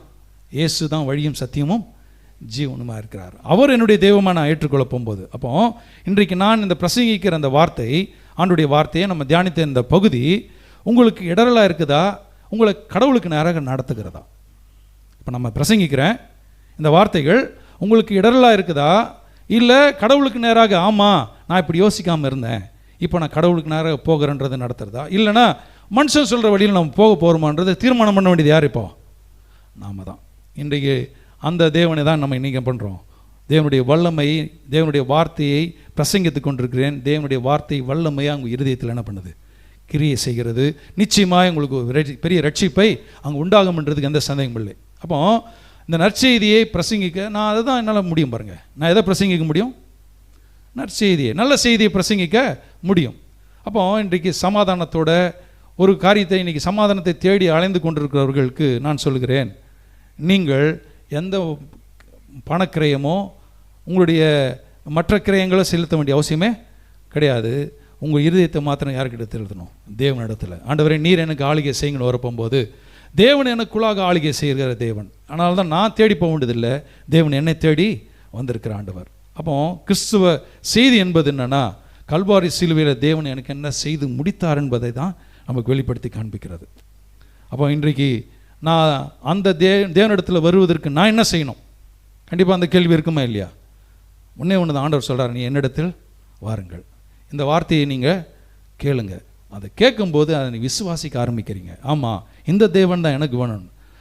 நீங்கள் விசுவாச ஆரம்பிக்க போகும்போதே நீங்கள் யாரோடு இணைக்கப்படுறீங்க? தேவனோடு இணைக்கப்படுகிறீர்கள். தேவனோடு இணைக்கப்பட்டு உங்களுடைய பாவங்கள், சாபங்கள் எல்லாமே கல்வாரி சிலுவையில் சுமந்து தீர்த்தார்ன்றதை நான் நம்பும் பொழுது தேவன் என்னை ஆசீர்வதித்து என்னை பலுகப்படுகிற ஆண்டவர். அல்லேலூயா. பாருங்க, 2 சம்பவம் மாத்திரம் சொல்லி முடிச்சிடலாம். பழைய ஏற்பாட்டில் ஒரு சம்பவம் என்னென்னா, ஒரு தீர்க்கதரிசிக்கிட்ட ஒரு இராணுவ தளபதியாக இருக்கிறவன், நல்ல பணபலம், நல்ல அதிகாரம் பலம் உள்ளவன் ஒரு குஷ்ட ரோகம், நாகமானை குறித்து சொல்கிறேன், தீர்க்கதரிசி தேடி வராரு. தீர்க்கதரிசி கிட்ட வந்தவொடனே ரொம்ப லகுவான ஒரு விஷயத்த சொல்கிறார். என்ன சொல்கிறாருன்னா, நீ போய் யோர்தானில் 7 முறை என்ன பண்ணு முங்கி. கோவம் வந்துருச்சு இந்த ஆளுக்கு. நான் இவ்வளோ தூரம் தேடி இவ்வளோ தூரம் வந்தேன், ஜஸ்ட்டு கூலாக நீ என்ன பண்ணுற வரும்போது எனக்கு தண்ணி இருக்குது தெரியாதா? எனக்கு அங்கே ஒரு குளம் இருந்தது, அங்கே ஒரு ஏரி இருந்தது, அங்கே முங்கி வந்துட்டுப்பானே. நீ எனக்கு நீ ஏதாவது எனக்கு செஞ்சு தொட்டு அப்படியே ஒரு அற்புதத்தை செய்வேன்னு பார்த்தோம்னா ஜஸ்ட்டு கூலாக ஒரு வார்த்தை என்ன பண்ணிட்ட சொல்லிட்டேன்னு கோவம் வருது பாருங்கள். ஆனால் அங்கே இருக்கிற யாரோ தினமும் ஒருத்தன் என்ன பண்ணியிருக்கான், எப்பா அதெல்லாம் விடுப்பா, வா இது நம்புவோம், போ நீப்போ அதை என்ன பண்ணு, நம்பு, இதை செய் அப்படின்னு வரும்போது முங்கி எழுந்திருக்கிறான். குழந்தை கழிவுகள் போல புது கைகள் உண்டாயிடுச்சு. அப்போ பாருங்கள், தேவன் சொல்வதை 100% நான் செய்கிறவனாக இருக்கணும். நம்ம ஆண்டவருக்கு அறிவுரை என்ன பண்ணக்கூடாது, சொல்லக்கூடாது. என்னுடைய யோசனை வேறு, தேவனுடைய யோசனை வேறு. நான் ஆண்டவருக்கு அறிவுரை சொல்கிறவனாக இருந்தேன்னா இருக்கிறதுலேயும் மோசமாக தான் என்ன பண்ணுவேன், போவேன். மோசமாக போகிறதுக்கு காரணம் யார்? நான் தான். தேவன் கிடையாது, தேவனுடைய வார்த்தை கிடையாது, தேவனுடைய வாக்குத்தத்தம் கிடையாது. ஸோ அதை நம்ம சீரியஸாக என்ன பண்ணணும், யோசிக்கணும். நான் தேவனுக்கு அறிவுரை சொல்கிறதுக்கு எனக்கு எந்த விதமான இதுவும் கிடையாது. அப்போ தேவனுடைய வார்த்தைக்கு நான் கீழ்ப்படுகிறேன். அப்போ என்ன அர்த்தம், நீங்கள் அவர் வார்த்தையை விசுவாசிக்கிறீங்கன்னு அர்த்தம். இல்லாதவர்களை இருக்கிறவர்களை போல அழைக்கிற ஆண்டவர். இப்போ அந்த ஆண்டவர் தான் என்னுடைய ஆண்டவர்னா சொல்கிறாருன்னா என்ன பண்ணி ஆகணும், செய்து தான் ஆகணும். அப்போ பாருங்கள், அதிகார பலம் பணம் இருந்தாலும் கூட அந்த இடத்துல என்ன பண்ணல, தேவன் சொன்னது தான் நிறைவேறிச்சு. ஒருவேளை கேட்காம போயிருந்தாலும் அவனுக்கு என்ன இருக்காது, சுகமாக இருக்காது. இதே புதிய உடன்படிக்கையில் ஒரு சம்பவம். அப்போஸ்தலர் 8ஆம் அதிகாரத்தில் பரிசுத்த ஆவியை பெறுவதற்கு ஒருத்தன் பணம் கொடுக்குறான்றான். பார்க்குறாங்க, பரிசுத்த ஆவியின் பலனை பெற்றுக்கிட்டாங்க. பெற்றுக்கொள்ள போகும்போது ஏதோ பார்த்து ஒருத்தன் சொல்கிறான், எப்போ எனக்கும் என்ன பண்ணு, அந்த பரிசுத்த ஆவியினரை பெறறதுக்கு நான் பணம் கொடுக்குறேன். பணம் கொடுத்தாலோ அதிகார பலத்தாலோ தேவனிடத்திலிருந்து ஒரு காரியத்தை என்ன பண்ண முடியாது, பெற்றுக்கொள்ளவே முடியாது. அது அவரால் அருளப்படுகிற ஒன்று. அல்லேலூயா. அதுதான் நம்ம ஒவ்வொருக்கும் தேவன் இலவசமாக ஏராளமாக தாராளமாக தவிர நம்மளுக்கு என்ன பண்ணுறாராம், கொடுக்குறார். அப்போ மனுஷனுக்கு தேவனிடத்தில் பாருங்கள், இந்த இடத்துல எது தெரியுதுன்னா, மனுஷனுக்கு தேவனிடத்தில் தாழ்த்தி பெற்றுக்கொள்கிறதுக்கு கஷ்டமாக இருக்குது. நான் சொல்கிற வேர்டு கரெக்டாக புரிஞ்சுக்கோங்க. மனுஷனுக்கு தேவனிடத்தில் தன்னை தாழ்த்தி அவரிடத்துல ஒரு காரியத்தை பெற்றுக்கொள்கிறதுக்கு கஷ்டமாக இருக்குது. ஆனால் மனுஷன் நினைக்கிறான், தன்னுடைய கிரியினால் பணத்தினாலேயோ கொண்டு போய் வாங்கிறதுக்கு ஈஸியாக்கிடுறான். இதுதான் உண்மையான நிலைமை. இன்றைக்கு சபையில் உட்காந்துருக்கிற நம்மளும் கொஞ்சம் யோசிக்கணும். நான் என்னை தாழ்த்தி, ஆண்டவரே நீர் என்னை ஆளுகை செய்யுங்க, என்னுடைய குடும்பத்தை நீங்கள் ஆளுகை செய்யுங்க, என்னுடைய கையின் பிரயாசத்தை நீங்கள் ஆளுகை செய்யுங்க, உங்களுடைய ஆலோசனை எனக்கு கொடுங்கன்னு சொன்னோம்னா, நான் இருக்கிற தாழ்ந்து கிடக்கிற நிலையிலேருந்து என்னை உயர்த்த தேவன் உண்மையாளராக இருக்கிறார். அல்லேலூயா. ஆனால் யாருடைய சத்தத்தை கேட்கணும், தேவனுடைய சத்தத்தை கேட்கணும். அவர் சொல்கிறத கீழ்ப்படியணும். அதை ஒழுங்கு கடமாக நான் என்ன பண்ணணும், அதை செயல்படுத்த போகும்போது என்னுடைய எல்லைகளை யாரால் என்ன பண்ண முடியாது, ஸ்டாப் பண்ண முடியும். பாருங்கள், இந்த ஒரு நம்பிக்கை, இந்த ஒரு விசுவாசம் இல்லாதனால தான் மற்றவங்களுக்கு என்ன ஆகிடுது தெரியுமா, ஏதாவது கஷ்டம் வந்தவுடனே அவங்க செஞ்ச முன்னோர்களுடைய பாவத்தையோ இல்லை சாபத்தையோ உள்ளே கொண்டு வரோம். அதுதான் ஒன்று என்ன பண்ணுது, இன்றைக்கி வாட்டி வதைக்குது. இப்போ அவங்க ஜனங்க அதுலேயும் போய் என்ன பண்ணுறாங்க, விழுகிறாங்க. பணத்தை ஏதோ ஒரு விமோசனம் செஞ்சு அங்கேருந்து வெளியில் வரணும்னு நினைக்கிறாங்க. ஆனால் ஒரே தரம் கல்வாரி சிலுவையில் ஆண்டவர் மரித்து இன்றைக்கு உங்களை என்னையும் மீட்டெடுத்திருக்கிறார். இப்போ அந்த தேவன், அந்த கல்வாரி சிலுவை பார்க்கும்போது அந்த ஜீவனுள்ள தேவனை நான் என்ன பண்ணுறேன், ஆராதிக்குன்னு வரும்போது என் வாழ்க்கையின் மூலமாய் தேவனை நான் உயர்த்த முடியும். அல்லேலூயா. எல்லாம் எழுந்து நிற்கலாமா?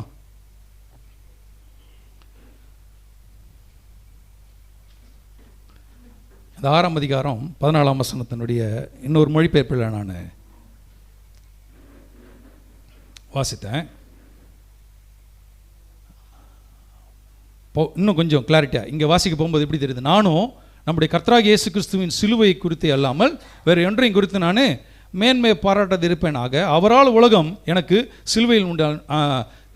சிலுவையில் அறைய உண்டாயிருக்கிறது, நானும் உலகத்திற்கு சிலுவையில் அறைய உண்டிருக்கிறேன். அப்படின்றது கொஞ்சம் புரிஞ்சுக்கிறது நமக்கு கஷ்டமாக இருக்குது. பாருங்கள், இன்னொரு மொழிபெயர்ப்பில் வாசிக்கிறேன். நானும் நம்முடைய கர்த்தராகிய இயேசு கிறிஸ்துவின் சிலுவையை தவிர வேறு எதை குறித்தும் பெருமை பாராட்டு கொள்வது வேண்டாம். எந்த இடத்துலையும் யாருக்குமே அங்கே முதலிடம் பெருமை பாராட்டுறது, அது எனக்காக நடந்தாலும் சரி, சுற்றி இருக்கிற எது நடந்தாலும் சரி, நான் மேன்மை பாராட்ட போகிறது எது, சிலுவை மாத்திரம்தான். பாருங்கள், என்னை பொறுத்தவரை, யார் பவுல் சொல்கிறார், என்னை பொறுத்தவரை அந்த சிலுவையில் உலகத்தின் கவர்ச்சிகரமான யாவையும் அறையப்பட்டவனாக இருக்கிறேன். இந்த உலகம் எதுவாக இருந்தாலும் என்னை அட்ராக்ட் பண்ணி அந்த பக்கம் இழுக்குமானா என்னை ஒன்றும் பண்ணவே முடியாது. ஏன்னா நான் யாரோட இணைக்கப்பட்டேன், இப்போது கிறிஸ்துவோடு இணைக்கப்பட்டேன். ஆனால் இந்த உலகத்தில் தான் வாழ்கிறேன்.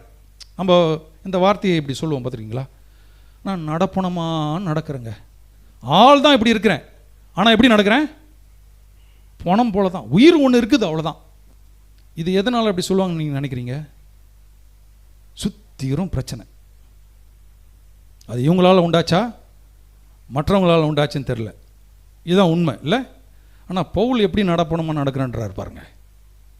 இன்னைக்கு இதெல்லாம் ஒன்றும் பண்ணவே முடியாது. இந்த அப்டேட், இந்த ஒரு ஸ்டாண்டர்ட் ஆஃப் லிவிங்க்கு நீங்கள் ஃபெய்த்துக்குள்ளே வந்தீங்கன்னா, விசுவாசத்துக்குள்ளே வந்தீங்கன்னா, கிறிஸ்து யாருன்றதை நீங்கள் வெளிப்படுத்தினீங்கன்னா, உங்களுக்கு நடக்கக்கூடிய சம்பவங்களை குறித்து பெருசாக என்ன பண்ண மாட்டீங்க, பார்க்க மாட்டீங்க. ஏன்னா எல்லாவற்றுக்கும் பதில் அந்த கல்வாரி சிலுவை. இந்த உலகத்தில் வேறு எதுவுமே என்ன பண்ண முடியாது, ஒன்றும் செய்ய முடியாது. வியாதி ஆனாலும், கடனாக இருந்தாலும், பிரச்சனையாக இருந்தாலும், எதுவாக இருந்தாலும் என்னை மேற்கொள்ள முடியாது. ஏன்னா எல்லாவற்றுக்கும் பதில் கல்வாரி சிலுவை. அல்லேலூயா. அப்போ இதுதான் நான் இன்றைக்கு தீர்மானத்தோடு செய்கிறேன். அப்போ நானும் எதனாலன்னா, நான் சிலுவையில் அறையப்பட்டேன். கிறிஸ்து எப்படி இந்த உலகத்துக்கு வெறுத்து சிலுவையில் அறையப்பட்டாரோ, தொங்கினாரோ, நானும் அதே சிலுவையில் அறையப்பட்டவனாக இருக்கிறேன். இந்த உலகம் என்னை மேற்கொள்ள முடியாது, நான் இந்த உலகத்தை மேற்கொள்வேன். அப்போ இந்த ஆண்டவர் எனக்கு வேணும், இந்த ஆண்டவர் எனக்கு இல்லாத வாழ்க்கையை வாழ்கிறேன்னு சொல்லுகிறவர்கள் என்னோட இந்த ஜெபத்தை நீங்கள் சொல்லுங்கள். கண்களை மூடி நம்ம ஜெபிப்போம். நான் சொல்கிற இந்த ஜெபத்தை சொல்லுங்கள். அன்பின் பரலோக பிதாவே, குமாரனாகிய இயேசு கிறிஸ்துவின் நாமத்தினாலே உம்மண்டே நான் வருகிறேன். நான் ஒரு பாவியாக வருகிறேன். என் பாவங்களை மன்னியும். என்னுடைய பாவங்களுக்காக நீர் மரித்தீர். உம்முடைய இரத்தத்தை எனக்காக சிந்தினீர். தேவன் உம்மை மரணத்திலிருந்து எழுப்பினார் என்றதை நான் விசுவாசிக்கிறேன். இயேசுவே என்னுடைய ஆண்டவர், என்னுடைய இரட்சகர் என்பதை நான் அறிக்கை செய்கிறேன். இந்த நாள் முழுதல் நான் உம்மை பின்பற்றுவேன், உம்மையே பின் செல்வேன். அது வாழ்நாள் முழுவதும் என் வாழ்க்கையை ஆண்டவரே நீர் மாற்றும். உங்கள் சந்தோஷத்தை, உம்முடைய சமாதானத்தை எனக்கு பெருக செய்யும். இயேசுவின் நாமத்தினாலே ஆமேன், ஆமேன். நல்ல ஆண்டவரே, அந்த அருமையான இந்த நாளுக்காக நன்றி செலுத்துகிறோம். அப்போஸ்தலனாகிய பவுல் அன்றைக்கு கலாத்தியா பட்டணத்தில் இருக்கிற மக்களுக்கு போதனைகள் சார்ந்திருக்கக்கூடிய புத்திமதியை சொன்னதை இன்றைக்கு நாங்கள் வேத வசனத்திலிருந்து நாங்கள் தியானித்திருக்கிறோம். இந்த வார்த்தைகளுக்காக நன்றி செலுத்துகிறோம். ஆண்டவர் எங்களுடைய ஒவ்வொருடைய உள்ளங்களிலும் நீர் பேசியிருக்கிறீர்.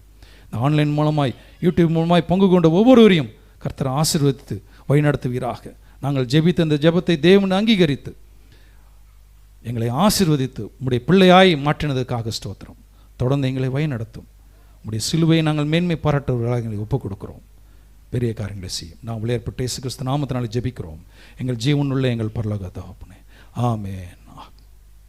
நம்முடைய கர்த்தராகிய இயேசு கிறிஸ்துவினுடைய கிருபையும், பிதாவாகிய தேவனுடைய அன்பும், பரிசுத்த ஆவியானுடைய அந்நியனமும் ஐக்கியமும் நம் அனைவரோடு கூட இன்றைக்கும் கர்த்தர் வருமளவும் நம்மோடு இருப்பதாக.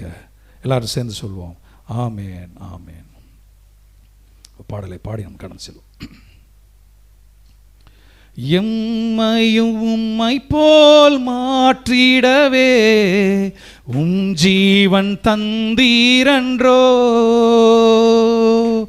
எம்மையும் உம்மை போல் மாற்றிடவே ஜீவன் தந்தீரன்றோ. எங்களை தரை மட்டும் தாழ்த்துகிறோம், தந்து விட்டோம் அன்பின் கரங்களிலே. ஏற்று என்றும் நடத்தும், ஏற்று என்றும் நடத்தும். கல்வாரி அன்பை எண்ணிடும் வேளை கண்கள் கலங்கிடுதே.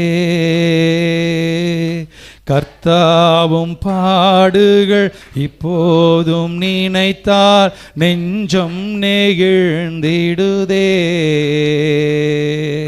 கல்வாரி அன்பை எண்ணிடும் வேளை கண்கள் கலங்கிடுதே. கர்த்தாவும் பாடுகள் இப்போதும் நினைத்தால் நெஞ்சம் நெகிழ்ந்திடுதே. கர்த்தர் உங்களின் குடும்பத்தை ஆசீர்வாதத்தை நடத்துவாராக. ஆமென்.